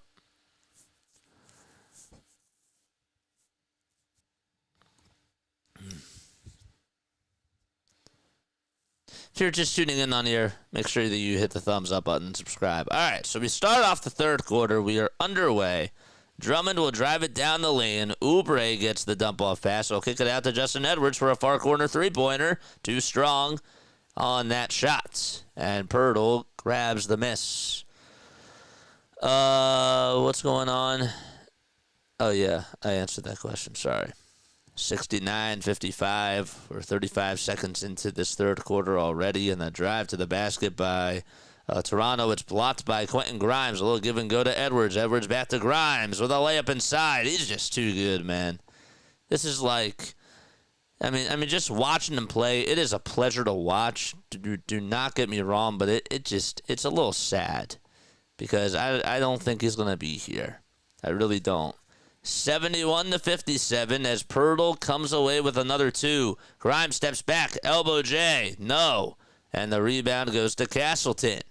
The way that he's just able to get defenders fooled on just that step back J, it's just ridiculous. Castleton for a three-pointer, no good. And Grimes comes up with another rebounder. That's the other reason why I really like him, is because he's a very good defender, he's a good rebounder. Butler over on the elbow. Passes it as far as the eye can see for a three-pointer by Kelly Oubre on the near corner. Can't get it. And board over to Toronto again. It's 71-57. Philadelphia down by 14. A catch-and-shoot three by the Raptors, and that's no good by A.J. Lawson. Drummond with a board. Drummond to Oubre, who wants to dance. Oubre goes downhill, goes up with a layup, misses his own layup, gets his own rebound. They swing it around the timeline. Edwards to Grimes, another three-pointer. Quentin Grimes heating up, and he's getting red hot already in this third quarter alone. All right, chat, please hit Y. Yeah, we're going to do a vote in the community. There's not as many people here, so I will make sure that I do it in the community. I know that everybody will be able to see it from there, so I'll make sure I do an actual poll from the whole community about it. So you can answer on here, that's cool, but I'm not gonna take it unless it's from the community. I promise I will make a community post about it. I'll actually do that. To be fair, all right, I'll do it when we go to a break. 71-60, another three-point shot by Grimes, and he needed a heat check there. He was off. 71-60. Jamison Battle comes up with a defensive rebound, and the Raptors have the ball back. A little shot by Lawson, and we have a foul called on Justin Edwards. All right, yeah, I'll make a poll. I'll do that in the community channel, all right? And then you go over to the community channel and let me know what your thoughts are. And then by Thursday night or Friday morning, I'll look at that, and then we can do it. We'll figure it out. Gotcha, no worries. Yeah, I'll make one though. During the timeout, that's what I'll do. There's a little alley-oop pass that's deflected and intercepted by Jared Butler. Grimes gets it back. He's over at the logo. Grimes to Justin Edwards, who drives it inside. Layup is up, and it's good. All right, you got to take him out now, Nick. Come on, you got to take him out. It's a 9-point game. Don't do this to us. 8:45 left to be played in the third quarter. Take out Grimes, take out Edwards, take out Butler. We got to take him out now. Castleton will dump it back off over to Pirtle. Pirtle to Castleton, and he thought he traveled for a quick second, but they're going to call a foul. He took like 5 steps. And Castleton is going to go to the line, shoot some free throws. JJ, I'm doing a hockey game tomorrow. No warm-up, lots of reading, lots of preps. I'm just going to dive right in. Sounds good. The tip-off is good. So it was a jump ball. Grimes tipped it into the hands of Jared Butler. Butler gives it downhill over to Andre Drummond. Drummond not once, not twice, but on the third time, gets it in, and it's 73-62. Actually, he missed it. And the Raptors come away with a steal again on the other side. A layup is up, and it's good. Count the bucket, and a foul. Okay, that makes it 75-62. We have an and one opportunity coming on up. 8 minutes and 11 seconds left to go. All right, so I will make the community post. We'll start that right now. All right. Hey, guys.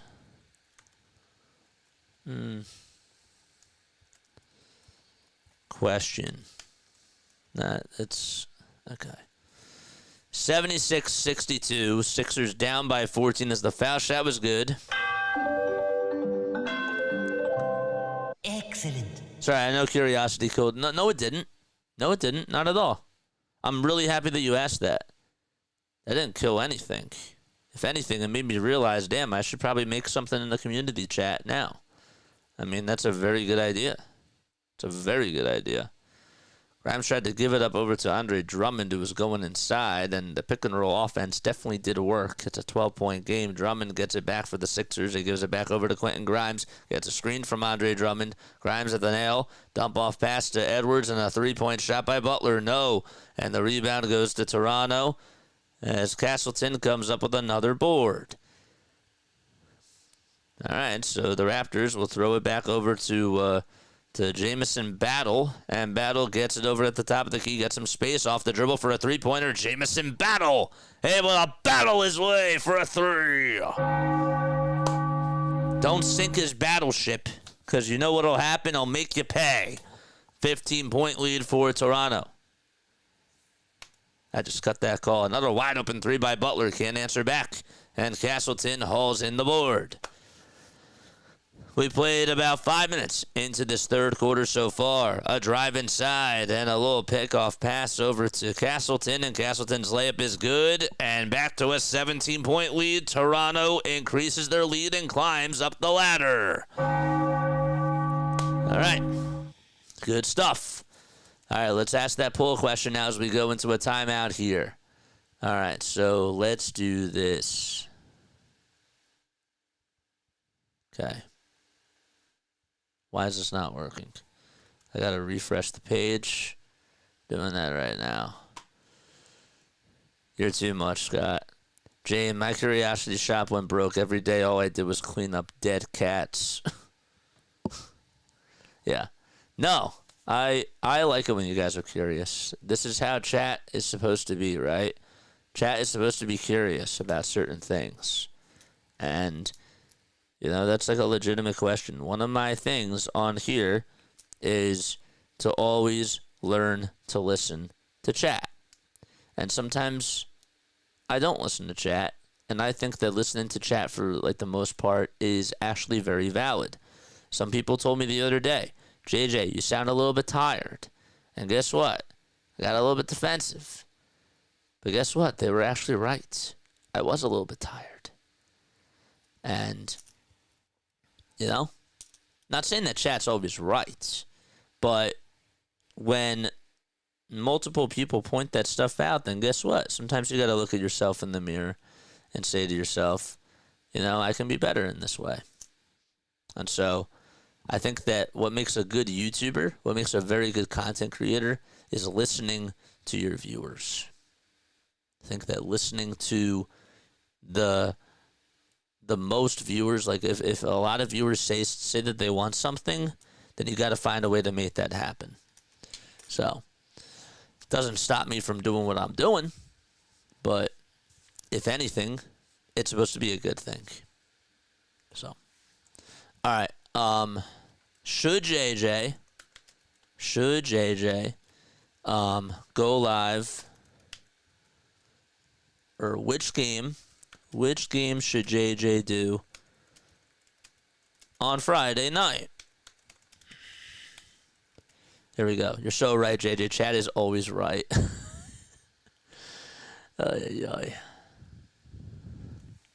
Phillies. And we're gonna change it up. I'll do Sixers first, and then we'll do Phillies. And then I'll add a third choice, and I'll say neither. Just kidding. Which game should JJ do on Friday night, Sixers or Phillies? Okay, just made the poll right now. Okay, the poll is right here. I'm going to post the community channel. Go vote on the poll. All right, do it after this timeout. All right, we're back in action. 6:40 left to go in the third quarter. I'm not going to post it just yet. Drummond on a drive to the basket, and he gets blocked the first time. Oubre comes up with the rebound, gets back up with it, and connects. Makes it back to a 15-point game. Toronto leads at 81-66 with 6:23 left to go in the third quarter. A catch-and-shoot three by the Raptors is up. It's no good. Butler comes up with a rebound. Grimes off to the races. Grimes with a layup inside. Gets it to go. Man, oh man. Quentin Grimes cuts the deficit to 13. Get him out of here. Get him out. 22 points. 24 points for Quentin Grimes, I should say. And we have another whistle called. Get him out. Take him out of the game. Come on. All right, here is the link. All right, I just posted it on YouTube, so go check this out during the next timeout. 81-68. And Mod Squad, if you could just copy that link, I would appreciate that. 81-68. Get Grimes out of here. Jane's back on her alt. Let's go. The ball's stolen by Oubre. Oubre is going to solo it himself, and he lays it down. 11-point game with 5:50 left to go. What is Nick Nurse doing? Come on.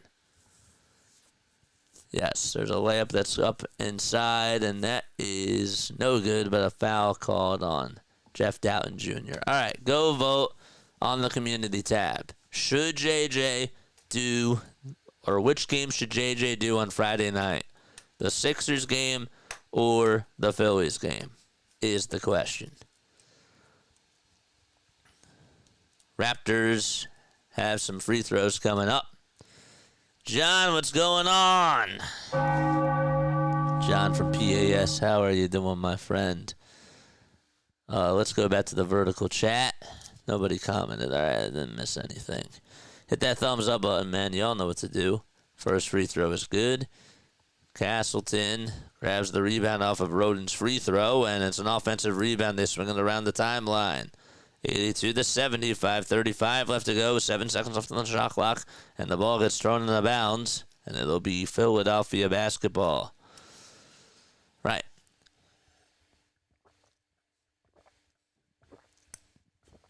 We have 3 games in halftime right now. I feel bad for not chatting it up. Dude, you don't have to feel bad at all. You kidding me?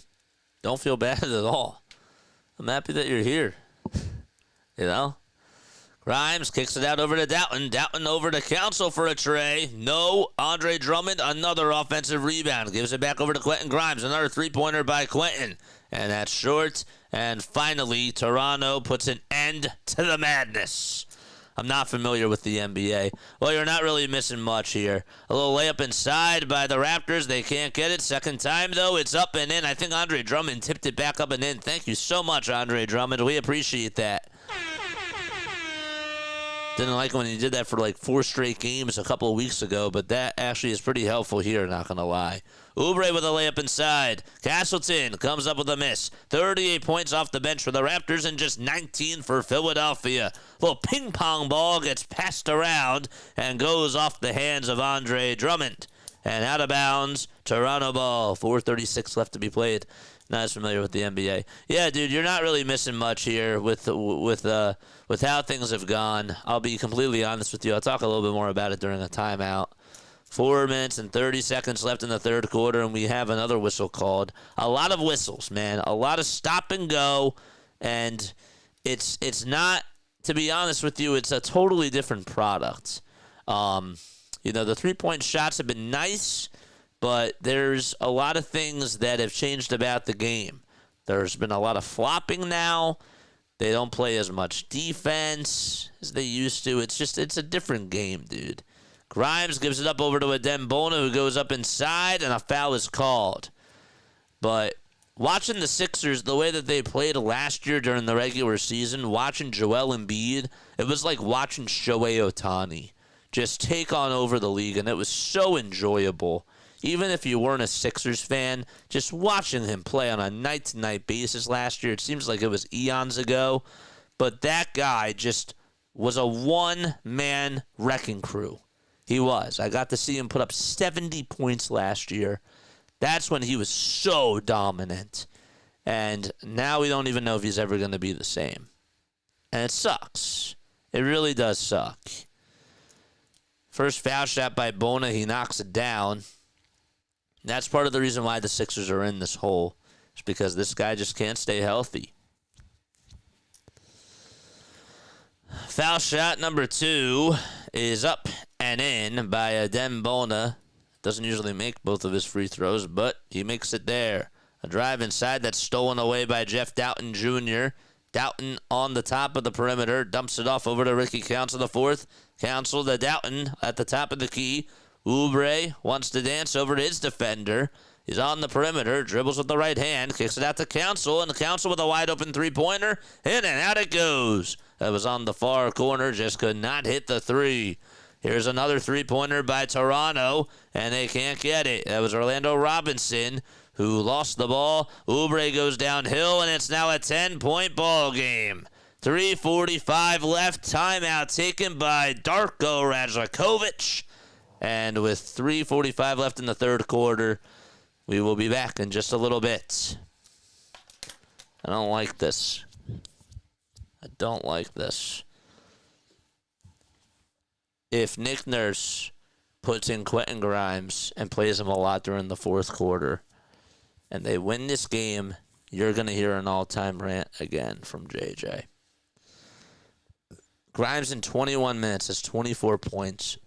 DJ Eastwood said something that was actually really funny earlier. It was very funny, and it was so true. He said that watching Quentin Grimes play is like watching a D1 player. Let me actually pull up the tweet real quick so that way I can remember exactly what he said. I want to actually remember exactly what DJ Eastwood said. So let me just pull it up. Bear with me for a second. But yeah, PAS, you're not, John, you're not really missing so much, man, when it comes to the NBA now. It's just, it's not as, I think that baseball, the ratings have really gone up over the last like 4 or 5 years. To me, I think that football's king, right? Football is number 1 in America. I'd say that number 2 now is pretty much neck and neck between baseball and the NBA. And it's more so praise on baseball and just a lot of criticism on where the NBA is right now. And then 4th is hockey. And hockey is actually, I think, grown in popularity over the last couple of years. I do. But NBA has really gone down a lot. A lot. What am I doing again? We're going to DJ Eastwood's post.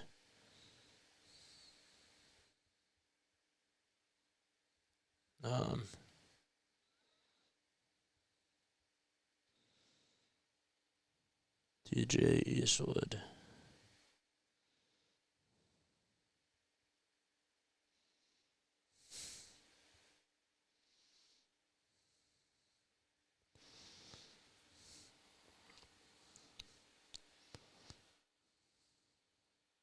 It's not even coming up here. I have to scroll down on my timeline, man, in order for me to find this, because I always forget what his username is. Raptors have the ball. We're out of the timeout. 3 minutes and 43 seconds left to go. I will find this tweet. Do not get me wrong. 10-point lead for the Toronto Raptors. Gio, what's going on, man? How are you? Dump off pass over to Toronto and driving inside into a blitz and getting it blocked by Adem Bona. Looked like it was Jamal Shad. Another 3-point shot. It's off balance. And the second 3-pointer by Toronto, they can't get it. 84-74. Philadelphia has it. Doughton on the perimeter. Gives it back to Council for a wide open 3. Got it to go. 7-point game with 3:05 left in the third quarter. We still have another full fourth quarter to play, but now it's not looking so good. Robinson in between the 3-point line and the foul line. Dumps it off over to Castleton. Castleton floats it up inside. Can't get it. Offensive rebound by Robinson. Trying to make some space. His layup's no good. Castleton another offensive rebound. They swing it around the timeline. And banking in a 3 is A.J. Lawson. A.J. from the top of the key kisses it right off the window. It's a 10-point game. Nice shot. And that was clutch. I don't even think he called glass there, but he just made it, and that's what matters. Council steps back, wants to cross on over. What's he going to do? He hands it off or picks it back over to Jeff Doughton Jr. Sidestep, 3-pointer, shot clock winding down. Good. And they actually called it a 2. They took it back. It was originally a 3 at first, but his foot was right on the line. It was from 21 feet. 87-79. Less than 2 minutes to go in quarter number 3. Castleton will reset it at the top of the key. He'll dump it off and get it back down the lane. Gets the ball knocked loose by Adem Bona. He pokes it. He steals it. 2-on-2. Bona solos it. Throws it down. It's a 6-point game with 95 seconds left in quarter number 3. Okay. I will find this tweet. Don't you worry. I will find this tweet. I absolutely will. 87-81. Raptors could use a little bit of some breathing room here, and they get their way as Jared Rhoden finds his way over towards the cup and lays it in with the right hand. All right, 1:15 left to be played in the third quarter. Doughton Jr. again at the far corner, and he'll go over towards the far wing for a 3. Jeff Doughton Jr. with the Midas touch. He has had his best 3-point shooting performance in just 3 years.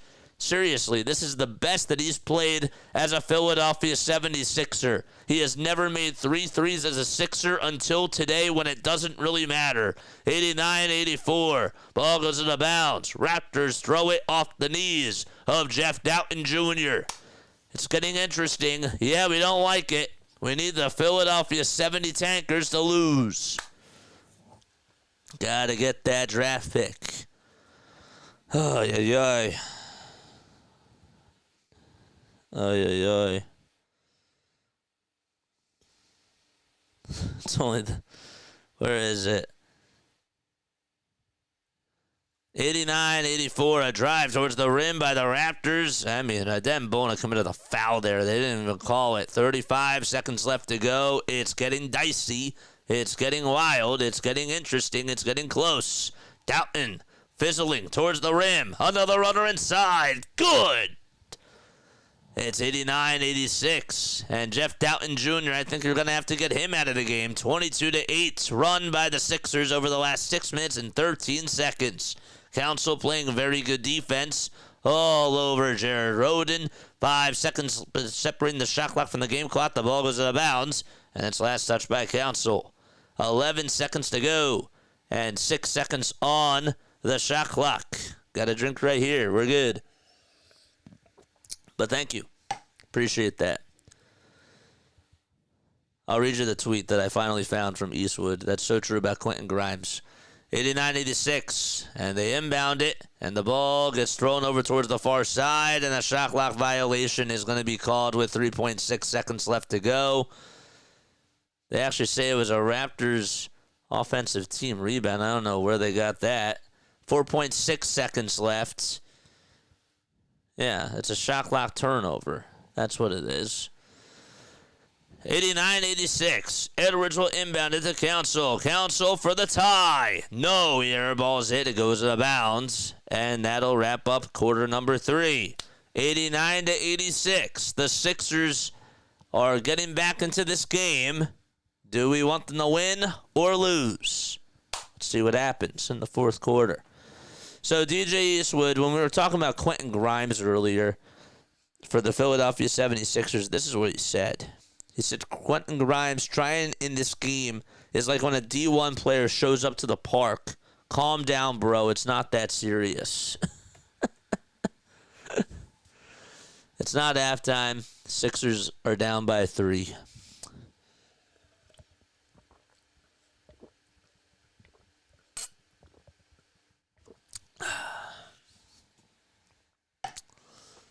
Very, very good.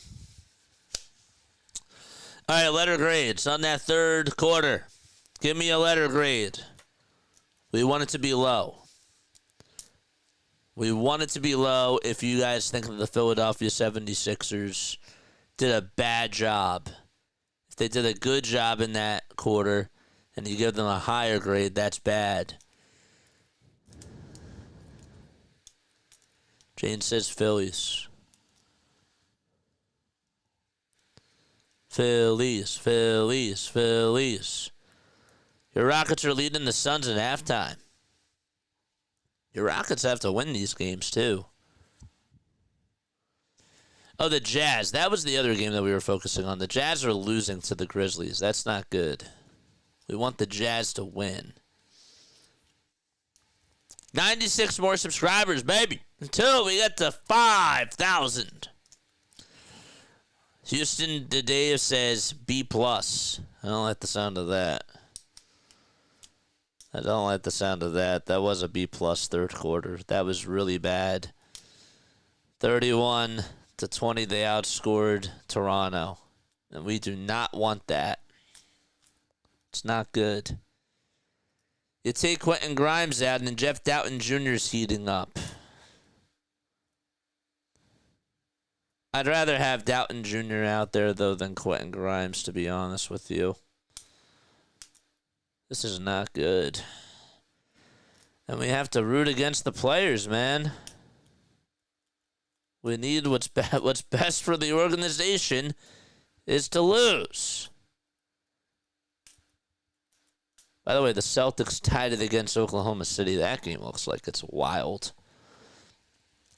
All right, Raptors have it in the backcourt, and they throw it away. Of course they do.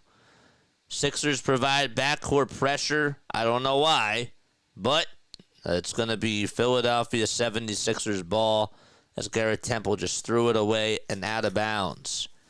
89-86. Doughton over towards the right side. Goes over towards the elbow. A kick out to Adembono, who spins and tries to go towards the basket. Tries to lay it up and then can't do so. And it's 89-86. Orlando Robinson comes away with a defensive rebound. What pick are the 76ers wanting for the draft? They got to finish in the top 6, or else it goes to Oklahoma City. A three-pointer by Castleton. He bricks it, and the rebound goes to Adembono. He lost it, and there's a foul called on Garrett Temple. I got to go urgent. I'll be on in about an hour. Uh-oh. I hope that you're okay, man. Prayers, dude. That's... Oh, no. I hope that you're all right. Mad love and respect to you, man. 89-86. And we just got started the fourth quarter. 10 points for Bona, 4 rebounds. He's 4 for 5 from the field. Council with a layup inside. Can't get it. Temple outlet pass over to Jamison Battle. They try to give it down low over to another Raptor, and a foul is called on the Sixers. Okay. Who's it? Reese, Bona, Doughton, Council, and Edwards. Prince, what's up? Prince, what's going on, my friend? How are ya? We need the 70 tankers to lose. All good, no worries. Thanks, JJ. No, seriously, prayers. Hopefully everything's all right. Why do they always come back when I join the stream? I don't know, but get out. Just kidding. Do not get out. Stay on here. Have fun with us. 90 to 86. 54 seconds have been played so far in the fourth quarter. The free throw goes in and out. It rattled out. It defied physics, as Larry would say. And Temple grabs the rebound. Temple back over to his center, Robinson. And Robinson is going to get fouled again by Reese. The springtime change got me all messed up. Oh, dude, I understand that. Denver laughs. I'm happy that y'all get my sarcasm. I'm trying to do that a little bit more because I think it adds some character. You know what I'm saying? 91 to 86 is the score as Robinson redeems himself off of the missed free throw that he had 5 seconds ago. So he makes the first foul shot. The second one razzles and dazzles down the drain. Excellent. Alex Reese with the rock, controlling the tempo. Gives it up over to Council. Council back to Reese, who lets it fly for three. No good. Offensive rebound that was stolen from Bona. And Jamison Battle says, give me back my ball. And he got it back. Battle over towards the top of the key. And he'll swing it over to Robinson. Roden will get it back. He gets some space. He lets it fly and chucks it from three. Bona got the rebound, and he'll tip it over to Ricky Council. The fourth will try to go coast to coast. He can't finish it over on the other side, and the Raptors come up with another rebound from Jared Roden. Roden now with 11 boards and 20 points in this game so far. Another floater up inside. Goodbye, Castleton. It is 94 to 86. 8-point game. Raptors so far on a 5-0 run. A kickball violation called on Castleton. And it'll still be Philadelphia basketball. Let's see. Bro, Raptors really have 50 turnovers, and we want to try so bleeping hard. Well, it's the players, man. The players want to try hard, and the organization is letting them do that. And, you know, I get the whole thing with Jeff Doughton Jr. getting hot from three, but I don't want Grimes out there. And he hasn't returned in the fourth quarter so far. I expect that he's going to return at some point, but it makes no sense. It doesn't make any sense. And if they win this game, you're going to hear another epic rant, and it's going to be even more so insane. Doughton on the drive to the basket again. Gets some space, has some daylight, and lays it in. 94-88. It's back to a 6-point ball game. Ow, that's what happens when you slam your fist on the table. All right, so Doughton makes a two. 9 minutes and 35 seconds left to go in the fourth quarter. A little pick and roll action between Temple and Robinson. And Robinson stops on the dime. Lays it up and lays it in. That was a nice pass. It really was. 96 to 88. That one again over on the perimeter. Gets a screen set by Adembona. Kicks it back out to Council from a far three. And I mean really far. Council missed it. Castleton got the rebound. Timeout taken by Toronto. They lead it by 8 with 9:15 to go in quarter number 4.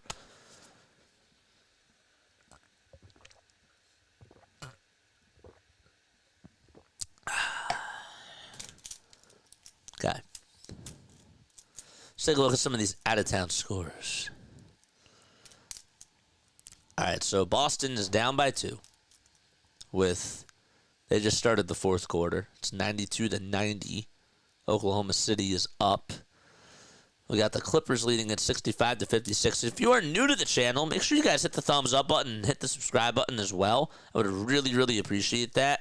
The more likes we get, the more we get recommended from other people who tune into NBA, 76ers, MLB, Philadelphia Phillies, and NFL and Philadelphia Eagles content.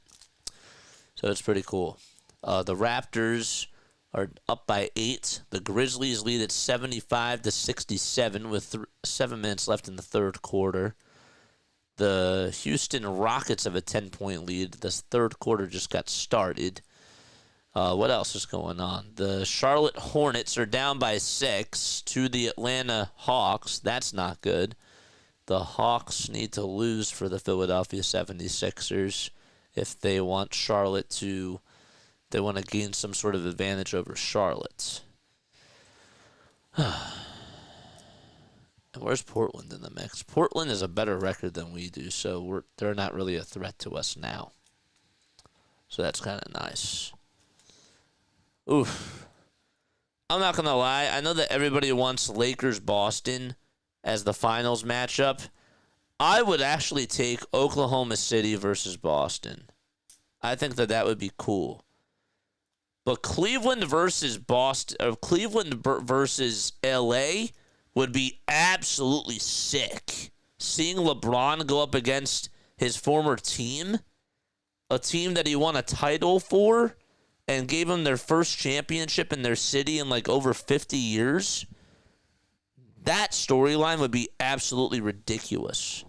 I'm not going to lie. So, the finals could actually be good this year. As weird as that sounds, as much as the product itself has gone down, ratings would actually be really good, I think, if the ultimate goal was Boston-LA, but Cleveland versus LA would actually be pretty good too. And I think OKC versus Boston would be nice. The worst, though, would be OKC versus Cleveland. That would not be good for its ratings, I think, personally. And I like watching younger teams go out there, you know. A 20-8 run since the third quarter by Philadelphia as they're down by 8 points. Raptors have the ball. Castleton with the rock. Dribbles it outside. Hands it off to Orlando Robinson, who goes up with a 13-foot jumper, and he can't get it to go. And we have a foul called on Council. Ricky Council, the fourth, is going to get a loose ball foul. Well, it'd be nice to see the Cavs win for once. They deserve one for real. And I think that them doing it without LeBron and them going up against LeBron, that would be kind of storybook. You know? That really would be. But it also gives the whole GOAT conversation. I think that puts it away. I do. Battle's 3 was no good. And now it's Council who will go towards the lane. And the Raptors, did they take a charge? They do. Good job by Castleton to take that charge. And Nick Nurse is going to challenge this. Oh, his feet were set. His feet were absolutely set. And Nick Nurse will get a look at this. And so it's 96-88. Sixers down to 2 timeouts. But yeah, who do you guys want in the finals, man? Who do y'all want in the NBA finals? Let me know down below. I think ideally everybody wants Boston versus LA. The more I think about it, I want Cleveland versus LA. Personally. I could really care less about it, but Castleton is hooping, bro.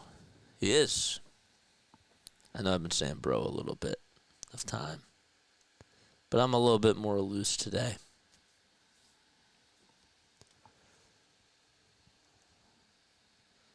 Nobody. I want everybody to lose. How about Chicago Bulls versus Phoenix Suns? The Bulls. The 2025 Chicago Bulls are going to the finals. Dude, what if I actually cut this? Or what if I actually cut that right now? And then they actually do go to the finals. I go viral for that. Golden State versus Boston. Ooh. You might have a point there. I'm not going to lie. I don't mind Curry winning another ring. Yeah, I don't really mind that either. I don't know. You might have a point there.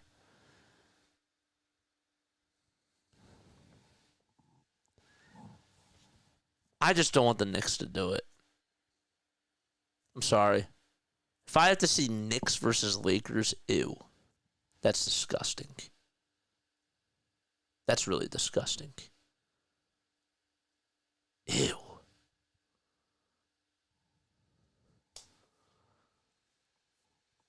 Sixers call for a timeout. They actually challenged this play.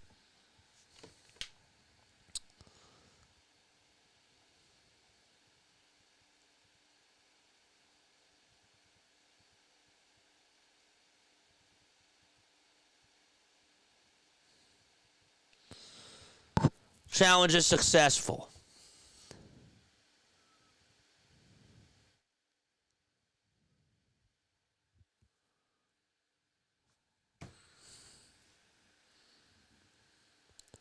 They've been so successful with these challenges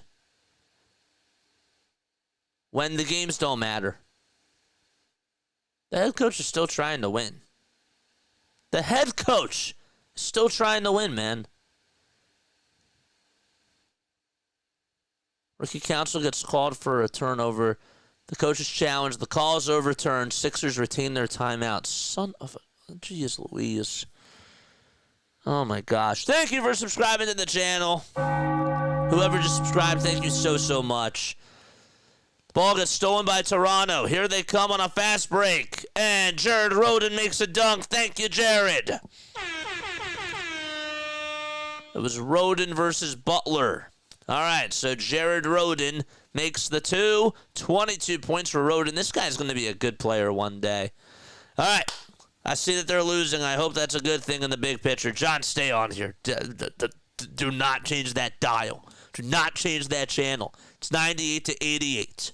76ers just really ticked me off on that one play. Castleton has it for the Raptors. Toronto leads it by 10. 8 minutes left to go. Castleton kicks it out over towards the three-point line. Here comes Orlando Robinson. 5 seconds left on the shot clock. Robinson for a 2. Can't get it. Rebound by Council. And the ref says that it'll stay here as Quentin Grimes pushes and shoves somebody. It was a Toronto Raptors player. Okay.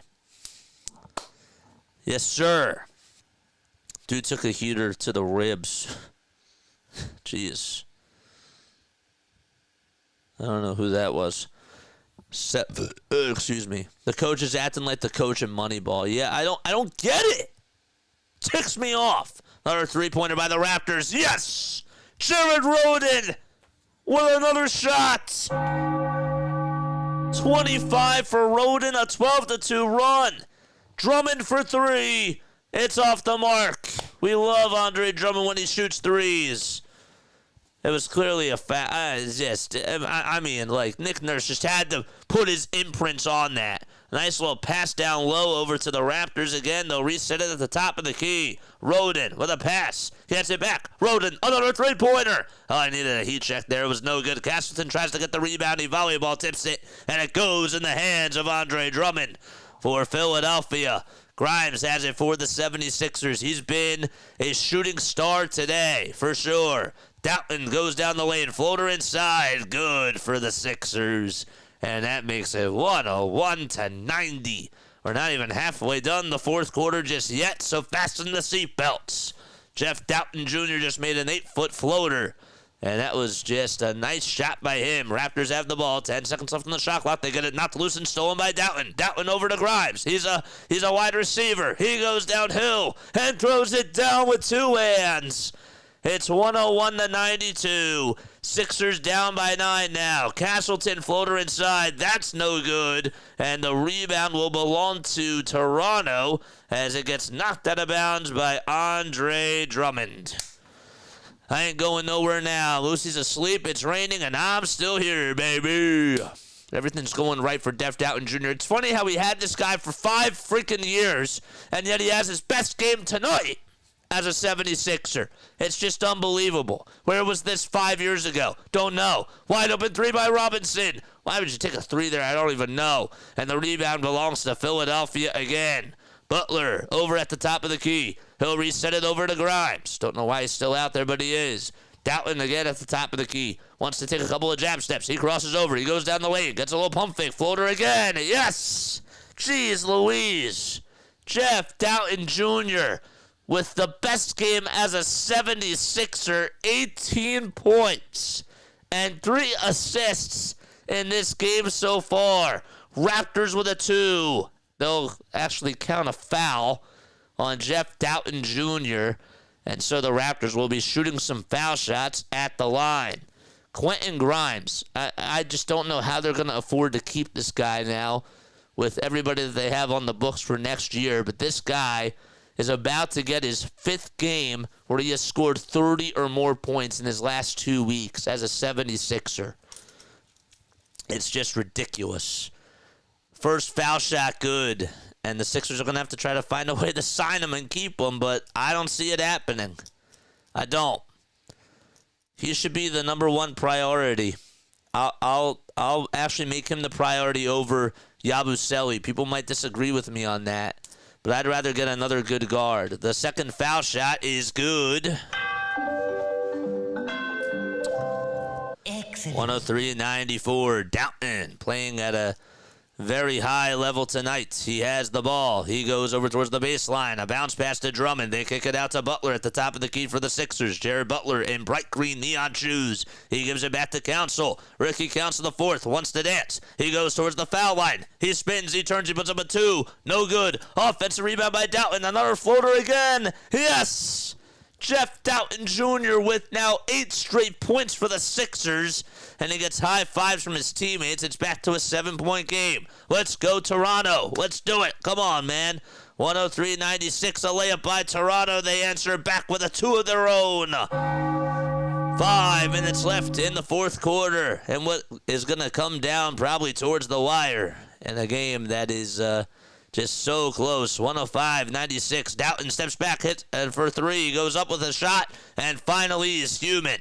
It's 105-96. Raptors with some good passing abilities. They give it up over to Robinson, who's in the dunker spot, and he lays it up and lays it in. 107-96. Oubre in the lane. Gets a little bit of some space. That was actually Ricky Council IV, and he goes up with a layup, and it's good. It is good. Raptors call a timeout. It's back to a single-digit ball game with 4:28 left to go. Don't go anywhere. Don't change that dial. It's a 9-point game. Sixers have got to lose. All right, let's pull up the tank-a-thon standings, baby. The tank-a-thon standings are up right now. Here they are. So right now, Washington is first in the loss column. They have 51 losses this year. The Utah Jazz have 50. They're in second. The Charlotte Hornets are in third. They have 48. And where are we? We are at 42. Okay, so if we beat Toronto tonight, okay, we are half a game above Toronto. Okay, you see how we're half a game behind them? I don't know if you can see the 9 games behind first place, and that is for Washington. Excuse me. So Toronto and Brooklyn are tied. If we win tonight, we're in 5th place, which is big. We need to lose to Toronto tonight, is what I'm saying. And then we'll be in 5th place for this top 5 draft pick. If the Sixers get the 7th pick in the draft lottery, that pick goes to Oklahoma City. If it's 7th or lower, they got to finish right where Toronto is or Brooklyn. Okay? That's the news. That's where we are. Or else that pick goes to OKC, and OKC is in first place in the NBA. So the rich will be getting richer if that's the case. A layup is up inside, and it's no good, but a foul called against the 76ers. And by the way, the Utah Jazz, we will be watching that game too. The Jazz are down by 4. Utah, I mean, we got a ways to go against them. We are 7.5 games behind them, but whatever the case is, I'll take 6.5 if that can be the case. Lawson's at the line. All right, Lawson with the foul shot, the and one, got it to go.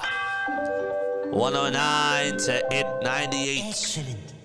109-98. Lawson made the first free throw, and he knocked down the second one as well. Castleton rejects Jared Butler right at the rim and says, no, no, no. Butler tried to go downhill with a layup, and Castleton said, get that you-know-what out of here. 109 to 98 with 4:05 left to go. Sixers still have the ball. They'll inbound it, a catch-and-shoot three by Grimes. It's a little bit strong, and he shakes his head. It went in and out, and the basketball god said, you cannot have that one. Raptors give it back outside. Grimes almost came away with a steal there. Castleton over on the near corner. Here's a three-point shot by Robinson. Can't get it. Rebound goes to Jared Butler and the Philadelphia 76ers. Here come the Sixers. Council gets it stolen. Or actually, it was tipped out of the hands of Orlando Robinson. And Robinson got called for a foul. Oh, yeah. 3 minutes and 40 seconds left in the fourth quarter. Both teams actually have 2 timeouts left. Okay, and Lawson is the one who got called for a personal foul. Jamison Butler will step back on in for Toronto. And he's had himself a very good game, Jamison Battle. Jamison Battle. I almost said Battleson. It's not how you pronounce it. That looked like the Kawhi shot. Don't get any ideas. Yes, it actually did. You're actually right. It almost went in too. It almost went in. 109 to 98. Council will inbound it for the Sixers. Gives it up over to Jared Butler. Butler on the perimeter, and he passes it over to Grimes. Grimes with a step back elbow J. Swish goes the basketball. Quentin Grimes with 28 points. This guy averaged less than 10 when he was on Dallas, and he came over to the Sixers at the trade deadline, and he has had close to 5 30-point games ever since he's came over here. A diamond in the rough for the Sixers, and they got to find a way to keep him. A three by the Raptors. Yes! Oh, yes, baby! 112 to 100 as they lead it by a dozen. 3 minutes left to go. And there is a foul called. Let's go, baby.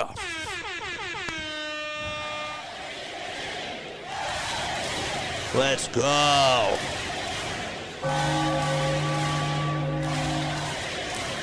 Alex Reese is going to come on in for Ricky Council the fourth. Doughton will inbound it to Adembona. He's at the top of the key. The ball gets knocked loose and a foul is called. Why did Lawson do that? He just collided right with Quentin Grimes. He tried to just take him down like it was a football linebacker. Ew. Don't do that. Don't take our guy out. We're just saying beat them. Don't take our guys out. That's disgusting. Don't do that. 2 minutes and 57 seconds left in quarter number 4. And we have some free throws coming up by Grimes as both teams are in the bonus. So that means that Toronto is over the foul limit in this quarter. So Grimes is at the line for 2 free throws. The first one, he makes it. And it's an 11-point lead for the 11-point lead for the Toronto Raptors. Second foul shot, no good. Bona rebound, goes up with a shot, and he's fouled. Stop fouling these guys. Actually weird that Bona is now getting minutes. Yeah, thank you. Said that the other day. So now you want to play the younger guys. This guy is just so some of these decisions, it's like somebody with a clear head can just understand how to run things, man. It's really sad. It's so sad. Bona second foul shot, doink. It hits off the back iron, and the rebound goes to Jamison Battle. It's 112 to 102. He made the first foul shot. Here's Castle again, going downhill over to his teammate, and passes it over to Roden. Roden back to Castleton for 2, and Battle gets the assist. 114 to 102, 2:30 left to go. A step back three by Grimes, and that was sort of like the Kawhi shot, except it actually went over the backboard, and it'll be Toronto basketball. I think, yeah, it will be. It looked like they were showing Grimes going over towards the foul line. Let's go, baby. 2:28 left to go. Timeout called by Philadelphia. Is it a timeout? That was a very delayed timeout, and Nick Nurse says, yeah, timeout called here. I don't know if they're going to challenge something or what the case is, but chat, let's go, baby. 2:28 left until we get to that 5 seed. Let's go. Make some noise.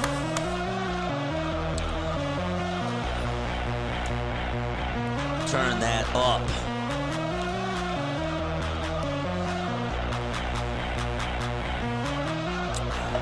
Where's my tanking emojis at?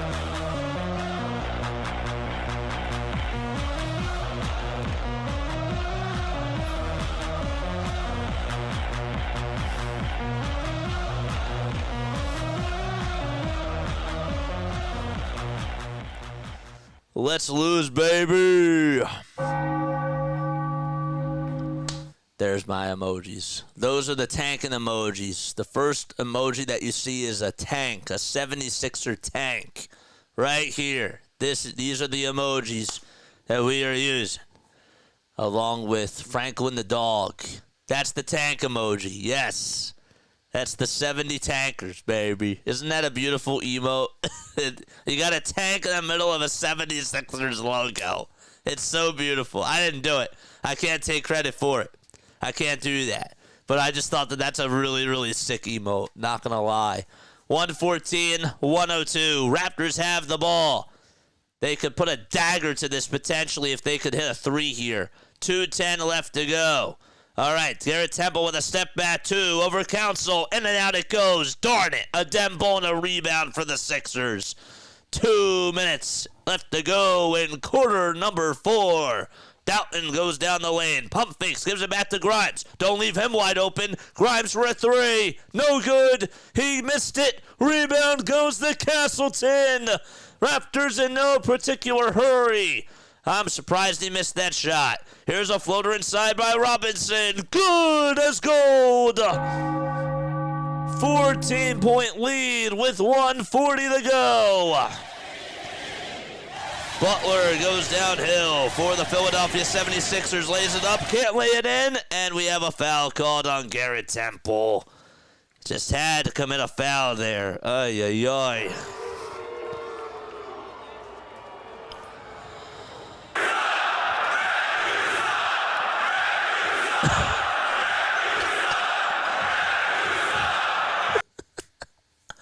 (116-102). First foul shot, no good. Excellent. Reverse psychology here, guys. It's beautiful. 116-102. Second free throw. It's good by the Sixers. Aww. 90 seconds left in the fourth quarter. And the Sixers trapped. They play defense. The ball goes out of bounds, and it'll be Sixers ball. Really? I mean, really. Don't give this up. It's 116-103. 1:20 left to go in the fourth quarter. Grimes with a step back 2. He can't get it. Bona offensive rebound. Puts it up. Can't put it in. The second time, though, he got it. It's an 11-point game. With 1:10 left to go in the fourth quarter, all eyes on the Raptors. Temple trying to scoop it up and in. Can't do so. He throws it out over to his teammate who's trapped in the corner. Gives it back to Garrett Temple. That was a clutch offensive rebound, not going to lie. 8 seconds left on the shot clock for the Raptors. They have it at the top of the key. And they'll dish it out over to Lawson. Lawson goes down the lane, lays it up, and lays it in! He got it with the shot clock winding down to 1 second. 44 seconds left to go. Doughton thinks about taking the 3. Goes over towards the baseline. Steps back. Tries to do a 2. Can't hit the 2. The rebound goes to the Raptors. 34 seconds to go. And the Raptors in no particular hurry. 28 seconds left. They get it into their front court. Robinson over at the logo. Let's go. Council trying to play defense. 5 seconds left on the shot clock. They're going to take the shot clock violation. And the 76ers are going to go to 5th in the tank-a-thon standings. 118-105, 12.7 seconds left. It's a shot clock turnover. The Sixers are going to dribble this one out, and that's the game. Philadelphia increases their odds. They get a top 5 draft pick, and that'll wrap it up. Let the celebration begin. Woo! Excellent. I'll play the song for that. That deserves the song.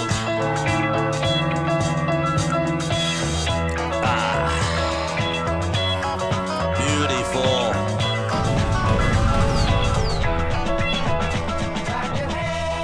Nice.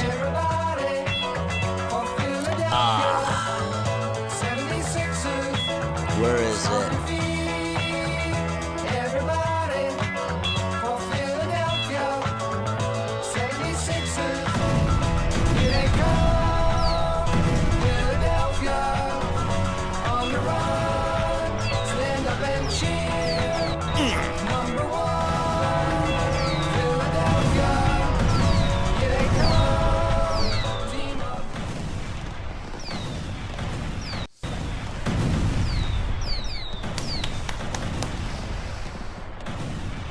Let's go. All right. Okay. Oh, let's talk about this, man. Let's talk about this game.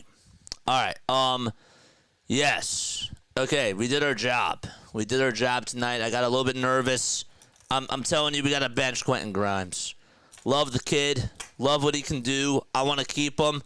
And we're just increasing his stock. We're increasing his value, man. He's going to want like a $12 million deal, and we're not going to be able to support him with that. I don't even know if he's going to even want $12 million. He might even want $20, and I just don't see how we're going to be able to hang on to him and Yabusele, and that's not good. I don't like that at all, man.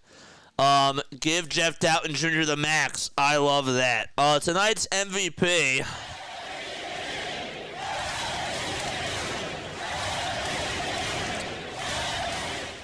Tonight's MVP goes to A.J. Lawson. A.J., we love you. Thank you for helping us out tonight as a Toronto Raptor tonight.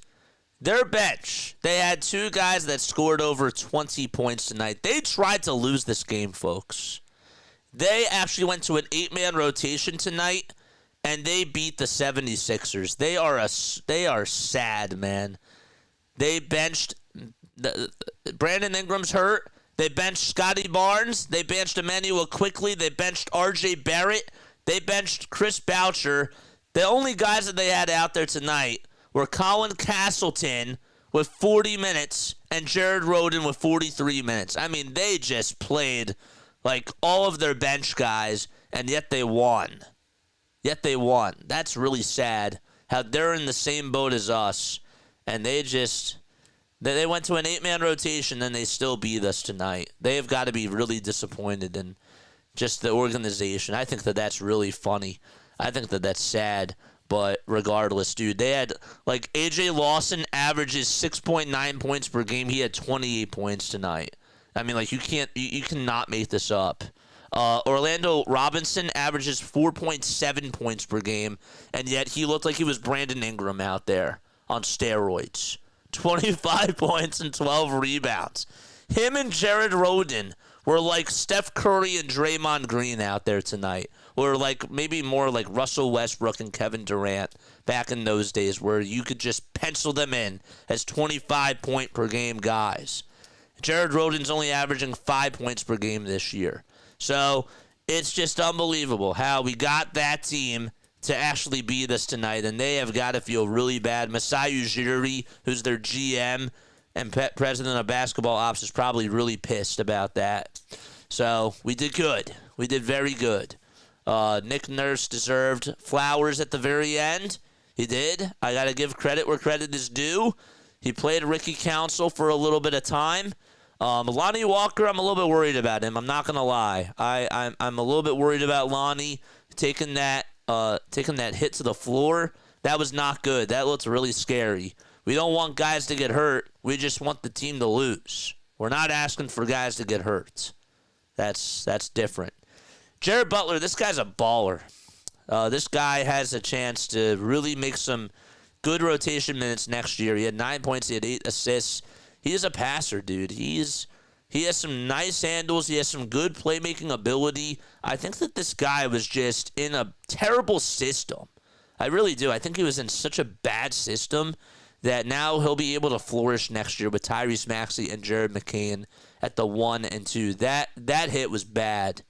That was a terrible hit, and I knew as soon as I saw it when he just hit his head to the hardwood, that was bad. The one thing that bugs me is when not just NBC Sports, but when other networks show an injury like 5 gazillion times. I don't want to see that on my screen. That really annoys the heck out of me. They showed it once, and I'm like, all right, I get it. That injury was very easy to see from the eye. You don't have to show it 75,000 times. It really annoyed me. So, yeah. We got 17 more games left, and we did a good job tonight with the tank-a-thon standings. So, let's go back to the live stream real quick, okay? And let's pull up those standings once again. So, here they are. All right. It's not going to update. It's not going to update as it would, but we are now 22 and 43, and the Raptors are now 23 and 43. So that means that we move up to the 5. Okay, we move up to the 5, and Toronto goes down to the 7, and Brooklyn goes down to the 6. So I like that. If we can somehow find a way to lock up that 5 spot, I'm good with it. If we could get to the 4, I'd be even happier. The Pelicans don't play tonight. The Charlotte Hornets are on tonight. We can look at that scoreboard. How are they doing? Let's pull that up right now. The Hornets right now, did they win or lose? They lost. Okay, screw them. They lost 123 to 110. So we're not going to catch Charlotte. But we could possibly catch New Orleans. All right? We could probably catch up to New Orleans. That is sort of within reach. If we could get up to the 4, I'm happy with that. Get up to the 4, call it a year, cool. But yeah. Guys, if you were to grade the Philadelphia 76ers organization today, how did they do? How did they do on a scale of A through F? Meaning that losing this game, they lost in good fashion today, or F, they didn't perform well. I'd give them today a solid B. I think that today deserved a solid B because Toronto really tried to tank this game away. The organization did, and yet the players just outdueled the Philadelphia 76ers. So I would actually give the Philadelphia 76ers, I'd say a B is a very good grade. But what would your letter grade be, and why would you go that route? Comment that down below. Other news, other takes from tonight's game. Oubre played 26 minutes. This guy, Alex Reese, I know that he was like a plus 14 out there, but he did not play well at all. David says I go with an A- today. Alex Reese, I don't think that he's going to make an NBA. I don't think he's going to make the 76ers roster next year. I like what Adem Bona did. I think that he gives you a lot of adversity, and he battles, and he fights, and he scraps and claws. But unfortunately, Nick Nurse next year is going to go a lot to Andre Drummond, and we're going to see the reversal of this because Nick Nurse thinks that it's okay. If he's here next year, Nick Nurse thinks it's fine to play the older guys when the team is doing really bad, but then he forgets, well, I should have played the younger guys all along. Let me just play the younger guys now when my team is trying to lose, when my organization is trying to lose. This guy just doesn't understand what's going on right now, and he just cannot read a room. You ever see you ever like go out and you talk to somebody, okay? Like you go talk to a girl, you go talk to somebody that like you're interested in, whatever, and they just like you have a friend that's there and they just don't understand like what certain things mean. Like, I'm trying to talk to this girl, like, try to like get out of my way, like that type of a thing. I'm trying to talk to her, like, why are you trying to stand in my way? That's really what Nick Nurse is doing. Nick Nurse is really trying to block the 76ers from doing what they're supposed to do. Okay, there's another term for that the kids use nowadays, but it's not apropos to use it on stream. But that's basically what he's doing. Okay, you're going up to talk to somebody, your friend's right there, or not even just your friend, a stranger's right there. They're trying to talk to that girl too, and you're just like, bro, I'm trying to talk to her. I want to get to know her. Don't mess up my vibe. But that's okay. It does happen. It happens a lot. But yeah, he really did. He wanted to win. Dude, I can't believe that this guy still tried to find a way to challenge that one play, and yet he's been so successful with his challenges because he's trying to win now. It's like something clicked off in his head. He's just so bipolar. He's so bipolar as a head coach, dude. So, all right. That is it for me. I think I'm done. I talked about girls at the bar. It's insane. Absolutely wild. All right. But that's going to wrap it up for me, man. I'm done. I will be back on tomorrow afternoon. We have another Phillies game on today. Or tomorrow. It'll be tomorrow in 2 hours. And I will see you all then. All right? We had a fun stream tonight. It was pretty good. Not going to lie. Very nice stream. And I will catch you all tomorrow. All right? And for those of you that aren't going to be on tomorrow is what? Wednesday? Or sorry, tomorrow is Thursday. I may or may not be on Friday. Okay? I posted a poll. I will actually post this in the community. I will post this again for those of you that did not see this. All right? I'm going to post my poll that I had in my community post. If you guys want me to do the Sixers or the Phillies game on Friday, please just give your answers right over here, and we'll figure out what to do. If we might miss the Sixers game, we may not miss the Sixers game. Should we do Sixers or Phillies that night? Please let us know in that community tab. I'm done. I appreciate you guys very, very much, and I will catch you all on the next one. Lalatov, good night.